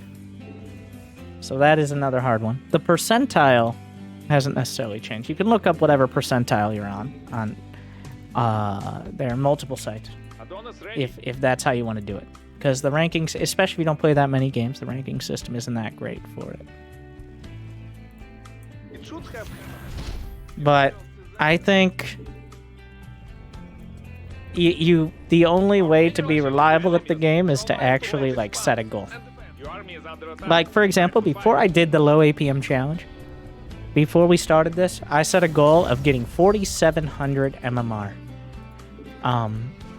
4,700 MMR as each race on my main account. And I did. What is 4,700 MMR? At the time, it was the top 2% of players. It wasn't Grandmaster. Wasn't even Master 1, which is like 1.2%. But top 2%. So that was what I felt would be a solid amount. And then I achieved that, and I'm still playing. But it took a couple weeks before we started, for those who don't watch the stream, that I was actually practicing and improving. And that, I'm saying I had anxiety before, to some extent, because I knew I wasn't as good as I was when I was a Grandmaster. Obviously. Like, I knew I hadn't put in as much practice, so I knew I wouldn't play as well, and I knew I would disappoint myself. And I know better than most, because I probably watch and play more StarCraft than the vast majority of people, especially watch. I watch at a higher percentile than I play. I mean, it's kind of my job. So. But it is hard to feel like I was better then. And to an extent, because of the way I play, which is very standard, partially because of stream cheaters and snipers and stuff like that, because I don't play with a delay, so I play very just middle-of-the-road macro and not crazy cheeses. I can really tell when the mechanics are off. And that sucks. Like, it's like I used to run in high school, and I could run a 6-minute mile. I actually could. For like 2 years of my life, I could. Okay, I think it was not quite 6 minutes. It was close though, and I was pretty proud of that. Think I could run a mile at all today?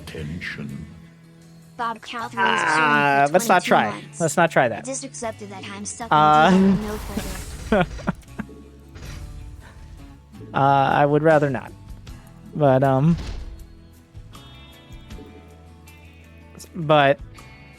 if I really want, like, there's no substitute for actually starting, like, maybe walking. It's gonna be rough. It's even worse if you've played before, I think, actually. Obviously, because you have someone to disappoint yourself. I got some ravens. I think he's trying to control those ravens, which is quite a struggle. Anti-armor missile is good, but having way more units is usually better. And that is why I don't recommend ravens. Too many buttons. You have exhausted all the minerals in the cluster.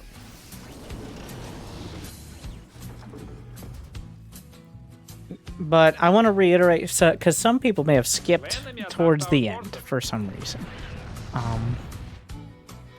I think we're getting close to the end of at least this episode. So my recommendation for those just starting out, or especially returning, the ranking system, I wouldn't trust any ranking system that was confident in where it placed you after 5 games.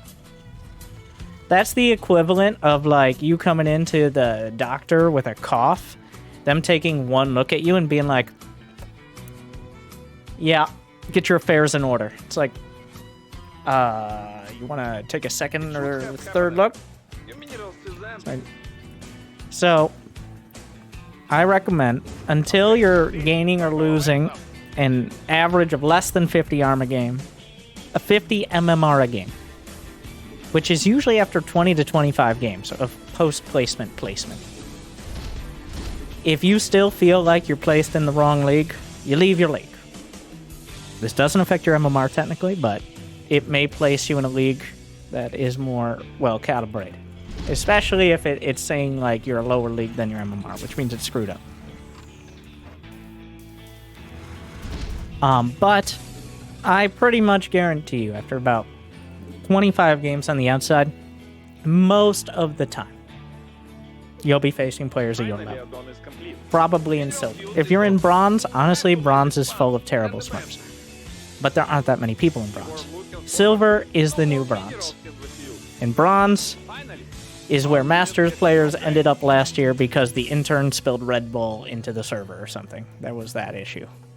The MMR was still Masters, but they were actually literally in bronze as for their league. So that was weird.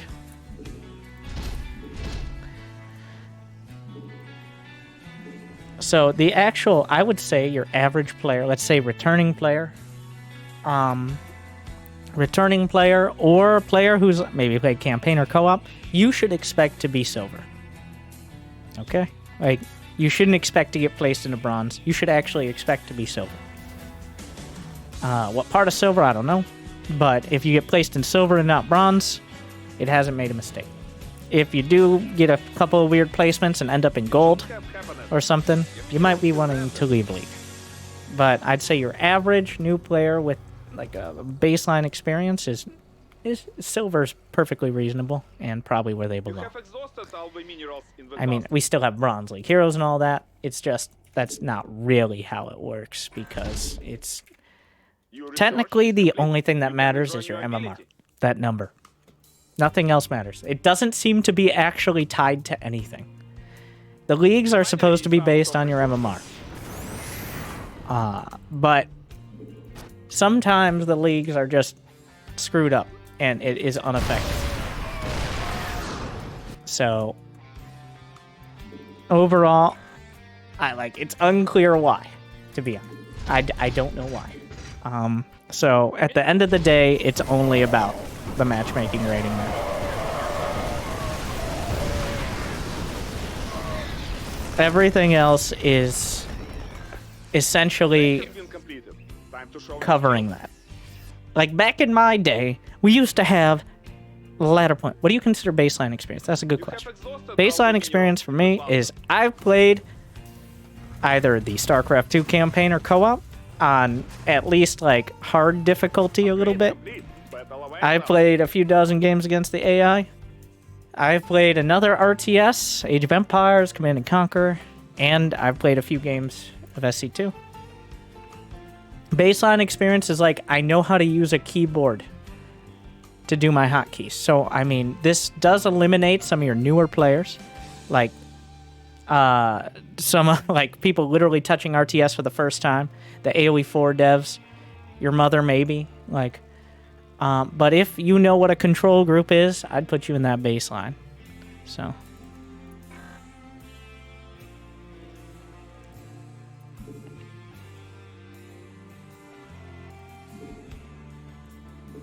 I will tell you, like, when myself and Loco were at Gamescom, yeah, I'll just drop in that. Back when Blizzard cared about that. It was essentially just an open, some of you might remember those streams, fun streams. So, new people could come into the booth for StarCraft. This was in the before times, don't worry. Both before the pandemic and the collapse of Blizzard. What would happen? I kid you not, and a lot of people don't really realize, people would come in,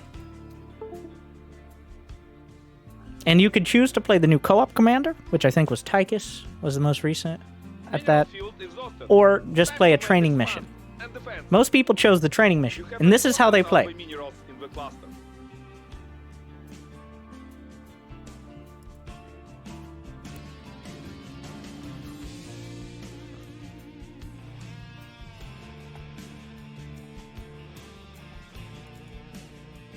So if you're past that, I would consider that baseline experience. No, I'm not degrading it or anything. It was cool to see those people play. It was super eye-opening because, like, not everyone is playing at 200 APM. That's why we're here. No more minerals in the field. So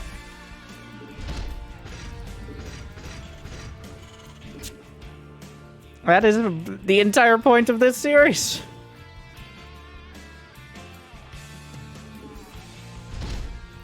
But I don't make fun of that at all. Like, that cool for them for trying it. Many of them actually went to play. They're like, oh, I think I know what I'm doing. They went and played the co-op commander, and that was a big struggle. But it's a big step from the basic training mission. But yeah. Yeah, nowadays, like, people say that RTS just doesn't appeal. I think, and I just name dropping here, like what Frost Giant is doing, what Immortal Gates of Pyre are doing. I'd say both those studios, in different ways, are making essentially a spiritual successor to StarCraft 2. Now, obviously, the technical aspect is going to be the most important point, but both those games and studios are very intent on essentially a modern StarCraft 2. So, while I don't think you can expect anything significant for quite a time, Immortal Gates of Pyre is going to have an alpha later this year. We are in pre-alpha, which you can actually watch some pretty good videos of from me. Frost Giant, they've announced that they're announcing something this year. And that's all they've said, and that's all I can say. But otherwise, there's been interviews and everything about, obviously, everything else. And how they want to make not StarCraft 3, but a spiritual success, essentially.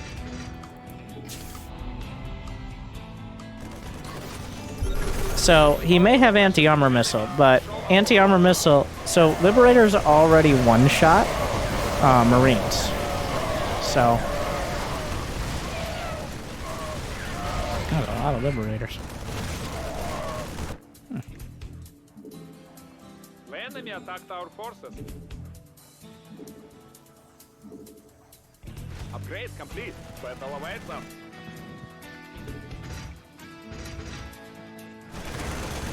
Command center upgrade complete. What? But the summary is, StarCraft 2 is the best RTS and always has been since it came out.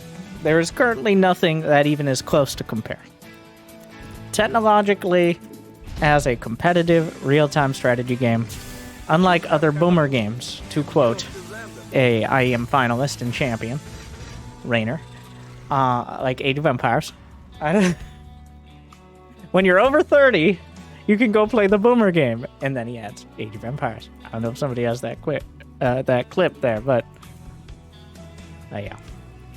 I think it's still worth playing today. It still has as many... we went over this in some of the earlier ones, but there are still several 100,000 players every season. About 100,000 on NA and EU. And then the rest fill in from Korea and China. Time to kill enemy. You will... Like, you're going to find players more quickly than you're comfortable with. Let's put it that way. Honestly, it wasn't until I played other games. Almost any other game, I look for a rank match. Not just Age of Empires, but Dota, Counter-Strike, there's a queue. I have to wait, which was so weird for me because in StarCraft, you never have to wait long enough to think about what to do in queue. And I think that's part of the anxiety, is people know when they click the ranked button, they will find a match in the next minute or so. Like, maybe 2 minutes on the outside if you're a vampire like me in the middle of the night. Time to make expand and defensive. So, The enemy attacked our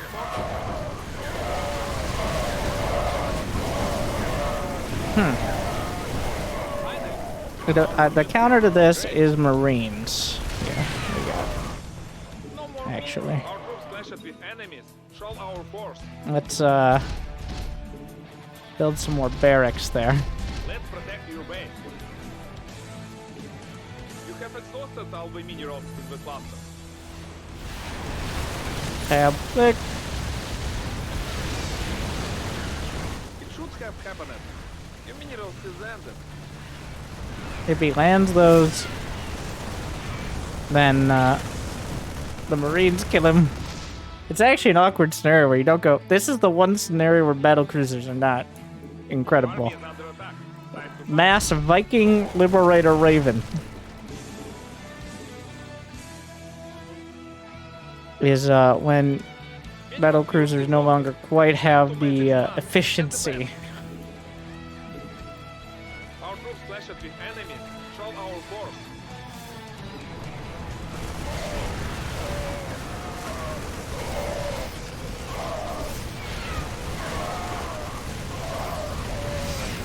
It should have happened. Your minerals is ended. No more minerals in the field.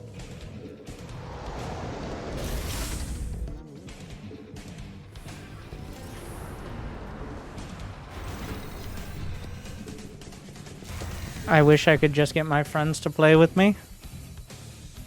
I would try arcade. I think Direct Strike is actually... I do have like a basic guide. I think Direct Strike or co-op. I know I'm not a huge fan. I mean, it's not that I'm not a huge fan. I just like beating other people. But you have to acknowledge that most people, that's not their main intent. There are a lot of arcade games that's kind of your gateway drug. That's why co-op was such a focus, or Allied Commanders, as it was originally known. Because one of the big issues with StarCraft 2 and Wings of Liberty and Heart of the Swarm, especially since they were pay-to-play games, and we weren't yet in the free-to-play era, was that over 50% of people who played Wings of Liberty never touched multiplayer. Like, they just never played a game. They played the campaign, maybe a few custom games, like against AI. But as for a ladder match, 50% never even touched it. So, and then Heart of the Swarm was similar. Get new upgrade. So essentially, it's like, how do we get people who love campaign and people and multiplayer, which is a whole nother aspect? What's the crossover there? Co-op. Co-op has actually historically been more popular than ladder. More co-op games are played than ladder. Now, that was true as of like 2019, which is the last time I saw the statistics. I don't know if there are any statistics being tracked now, to be honest. And there haven't been any like new commanders or anything. But it's just, you never see those co-op players on streams, in the YouTube comments, because they're busy enjoying a few games of co-op. And one of the big things for co-op, I think probably inspired somewhat by Slay the Spire, and many, many games that do similar things, are the weekly mutators. Yes. The weekly mutators. In co-op, there was this is essentially what the co-op graph looked like. This was co-op. And then new commander. And then mutators. It was actually incredibly impressive how much the graph evens out. Like, people will play half a dozen. I'll tell you right now. Now, this gets people. The most popular game mode in co-op, normal difficulty, by the way. Yes, mutators are popular, but normal difficulty. Just to drive home the point of how much people are playing for actual fun, guys. Normal difficulty, I could probably play quite literally on a DDR pad.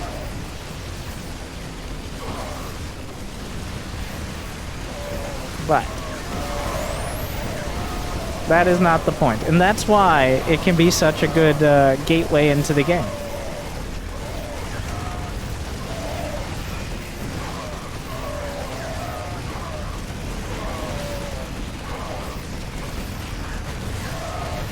And yeah, one thing I asked for, even before, like, this is one of the things I wanted that they kind of added to co-op, is essentially endless progression. You know how you can get to level 1,000 in co-op? You know how there are levels in multiplayer? What do? Nothing. You get a few portraits. That's it. Why not let us have an unlimited level? Why not go to, like, level 2,000? Like, I'm level 2. Like, in Heroes of the Storm, they have this. Heroes of the Storm was built from the StarCraft 2 engine. Heroes of the Storm started as essentially an arcade game for SC2. It's actually built on the SC2 engine. That's how strong the SC2 engine is. Your work is depleted the Western Geyser. That's way too many medevacts. No more minerals in the So, at 999 per hero? Yeah, why not? Why not? Give any progression. That's the problem with StarCraft 2 at the end of the day. What? When you don't play StarCraft 2 ranked for 3-4 weeks, you play 10 games, you lose 7 of them, you drop 48 MMR, and it feels terrible. What did you get for it? mineral field exhausted. Despair. Estimates expand and defend.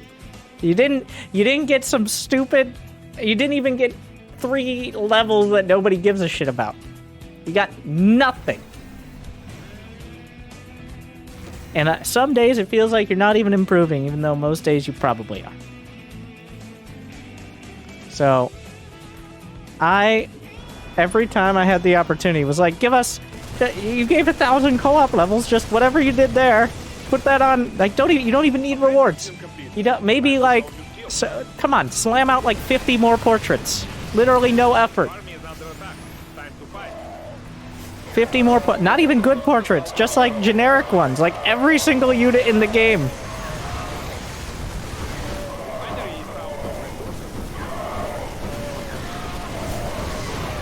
resources. You stupid Vikings drawing the fire here. But no. Well, at least we freed up that supply. A geyser weapon reserves come to the end. No more minerals in the field. The enemy attacked our forces. It should have happened. Okay. If Well, minerals is ended. the answer was any amount of micro here. Or Vikings. I mean, that's still the answer. You gotta be careful that the AI of your units will attack the closest threat. And that is rarely the Liberator, unless the Liberator is the only thing you can hit. So I was kind of showing how that can work. And that could be a detriment. It should have happened. So you gotta be careful, especially with your ground units, No more obviously, minerals in the field. about the Venn diagram of freedom. Yeah. So essentially, I'm just confirming that the levels mean nothing, and the only thing you get out of playing StarCraft is a sense of fulfillment that you'll never actually achieve. So with that said, I hope you've enjoyed the low APM challenge so far, and I hope you continue to watch. Smash that like button. We're going to be doing a Q&A after this game, however it ends, which is right now kind of confusing.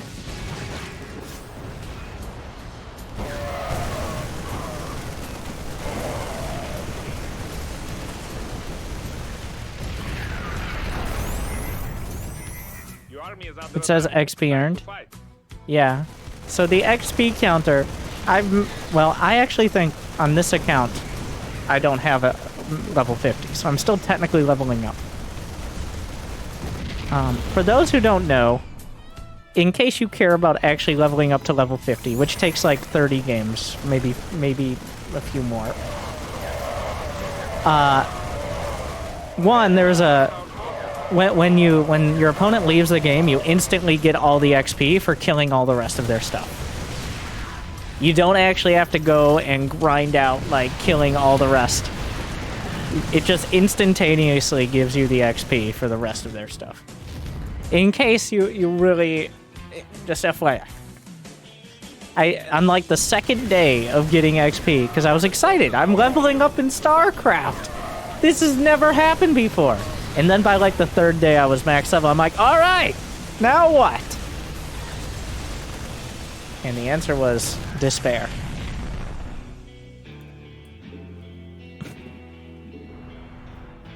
Now I get beat down trying to get GM as random and struggling 6 hours a day and occasionally making some progress. And then taking a week out of playing, not even taking a week off, just playing 5 games instead of 10 games a day. And now I suck more. I'm doing a great job advertising.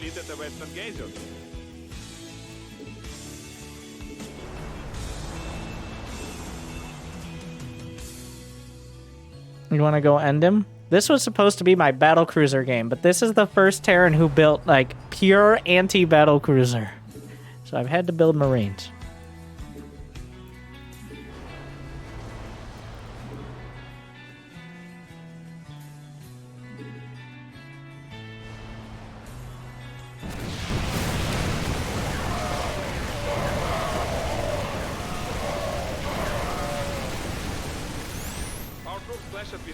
Goddamn liberators. Oh, he's got battle cruisers now.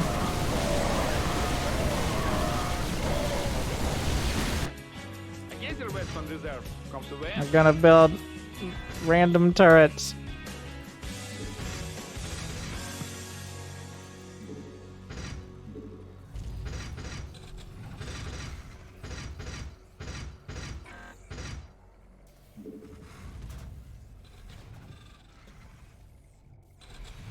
You have exhausted all the minerals in the cluster.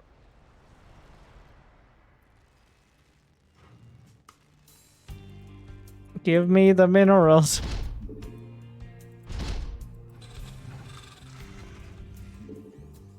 I still have 83 SCVs.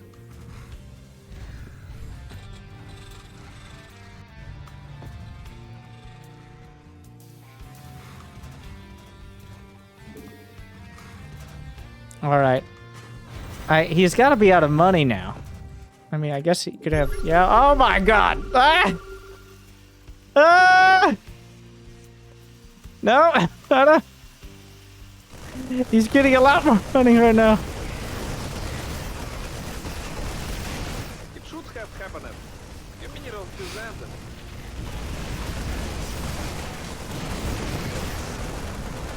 Oh. They're looking the wrong way.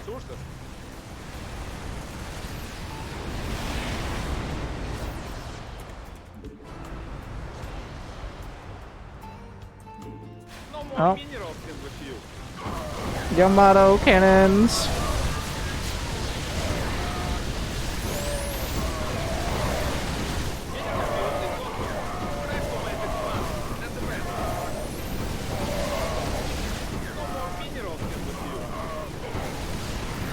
Ah! Where is he getting? Well, he did just mine for a while, so. Medevacs are quite a thing. Ah! He's got more battle cruisers. I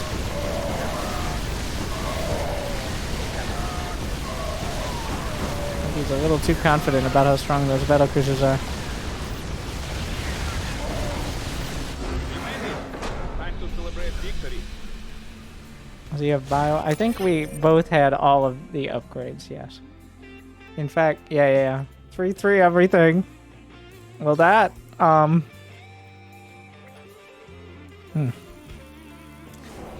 We did it! Somehow.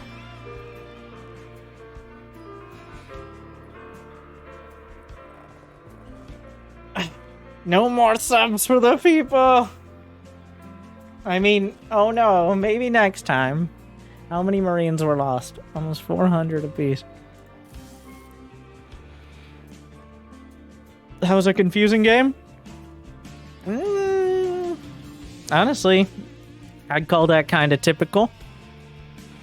Maybe a little bit, like he was going crazy with the Liberators, but switching from battle cruisers into not battle cruisers, and is it possible at all to get into Masters with only one game a day? I mean, yeah, technically. I mean, it would take a while, especially just starting out.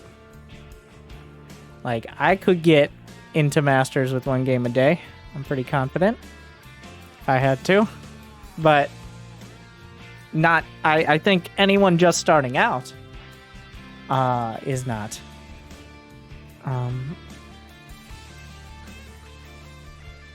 I think at some point you have to play more than one. That's the simple version. Like, if at some point you've gotten that baseline, now, depending on how you got there in the first place, like I said, like you might have some bad habits about it. Like if you were one of those very heavy, like 2-base medevac drop, like 2-1-1 players 4 years ago, and are still going to try that today, you're just going to run into a wall even quicker than you did before. But if you were a solidly like Masters player in the past, then I think with one game a day, it wouldn't be quick. Once again, it would take a while, but you probably could make it back to at least lower Masters. I think the best option is, here's your practice plan. Ideally, is you play your first 25 games.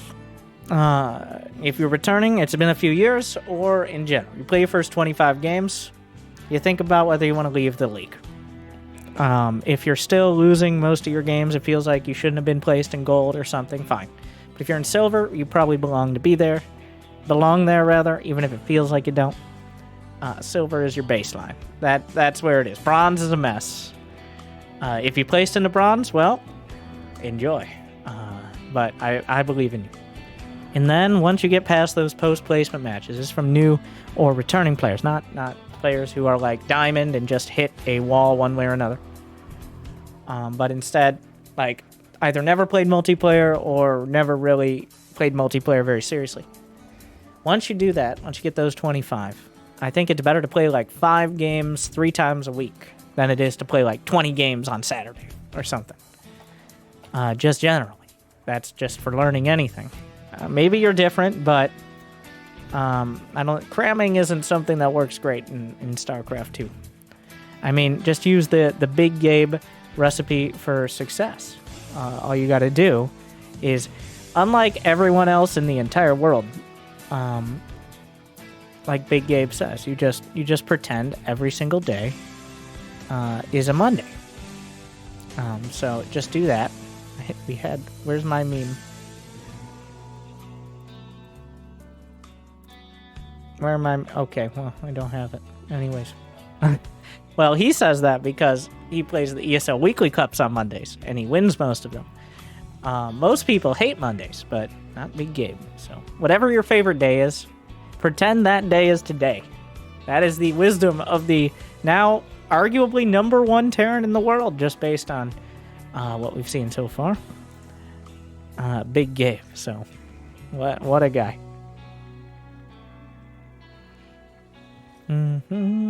But yeah. 5 games 3 times a week. And let's be honest here.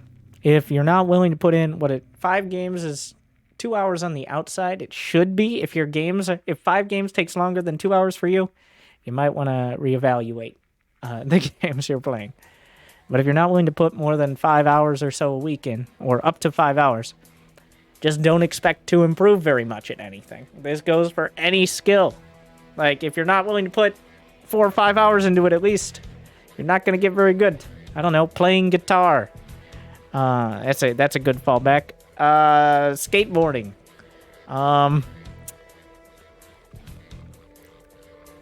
Other things as well. There's so many. And StarCraft is not the easiest one, so... But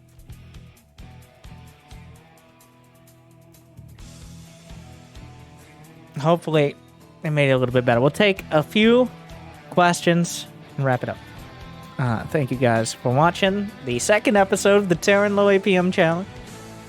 I know I'm going to overlap on some of the commentary on each race, but I think it's relevant to each one. I know some people only watch one or the other, so if I repeated something and something you've already watched, no, it's important. Or I forgot. Probably the first one, though. And is co-op fun? I don't know. It's free. Find out. I think co-op is fun. I could see myself enjoying it if my job wasn't competitive SC2. Kind of like I like Teamfight Tactics, but I hate League of Legends. I don't hate League of Legends.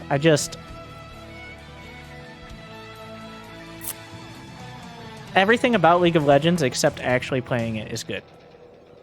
Arcane was amazing.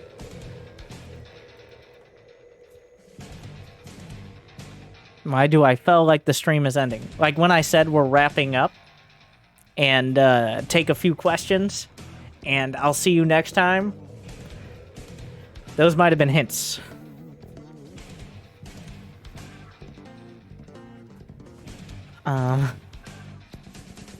What's an easier race to master, Terran or Protoss? Depends on your definition of master.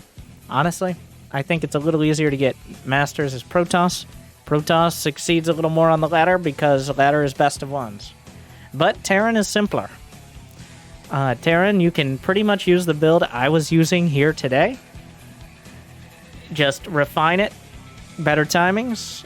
Better macro. Papa John's. Nope.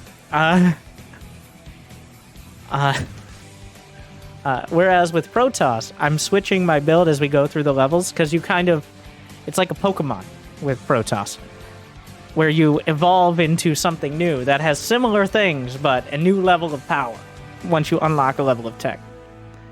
Whereas Terran is more of the same, but better. And that is the easiest and hardest part of it.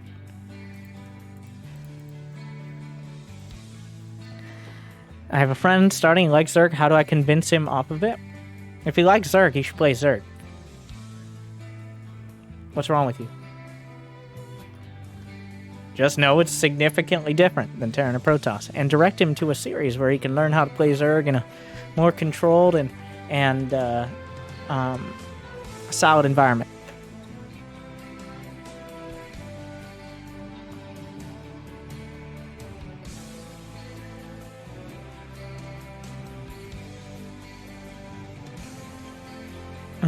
Trying to learn Zerg Air. Don't. Stop it. Make Hydras. And then make those Hydras into Lurkers. Vipers don't count. Vipers are good. Vipers are not Zerg Air. They are Spellcaster. What do you do when you hit a wall laddering? That's a good question. I think the best thing you can do, and I recommend this to all people, you might not be confident you want to play Zerg, or Terran or Protoss, whatever. Those are, well, that's all of it, but I recommend, especially if you're frustrated, a specific matchup. Terran versus Protoss, Protoss versus Zerg, Zerg versus Terran, or even mirror matchups. Spend a quarter of your time, or at least play a few games of whatever race annoys you the most. Each race has individual MMR in StarCraft 2. So, one caveat is that you will start by playing players around the level of your main. So you do have to go through the painful process of maybe losing more games than you win for a little while. But playing off-race is pretty good. There's several arcade games that I think actually are okay for just basic StarCraft skill. Like, Zerg Wars is actually pretty good about that.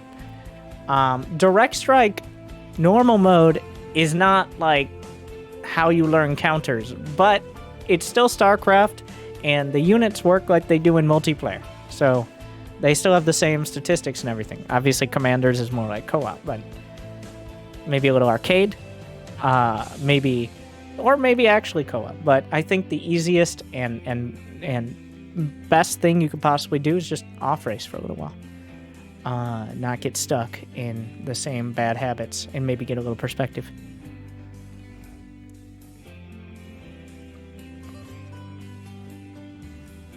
Why is your general bronze silver strat to max out before attacking instead of moving out at a reasonable supply in production? 200 is a reasonable supply. The reason I do that is because walking and talking is hard.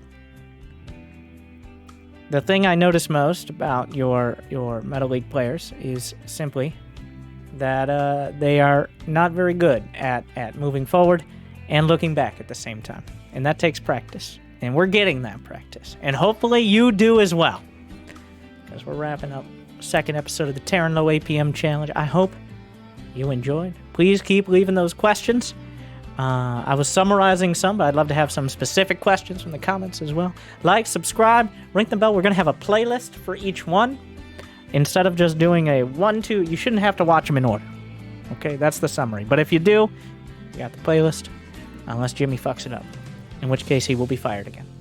Thank you for watching. Good luck, have fun. Hope I made your day and your games a little bit better. Stay tuned.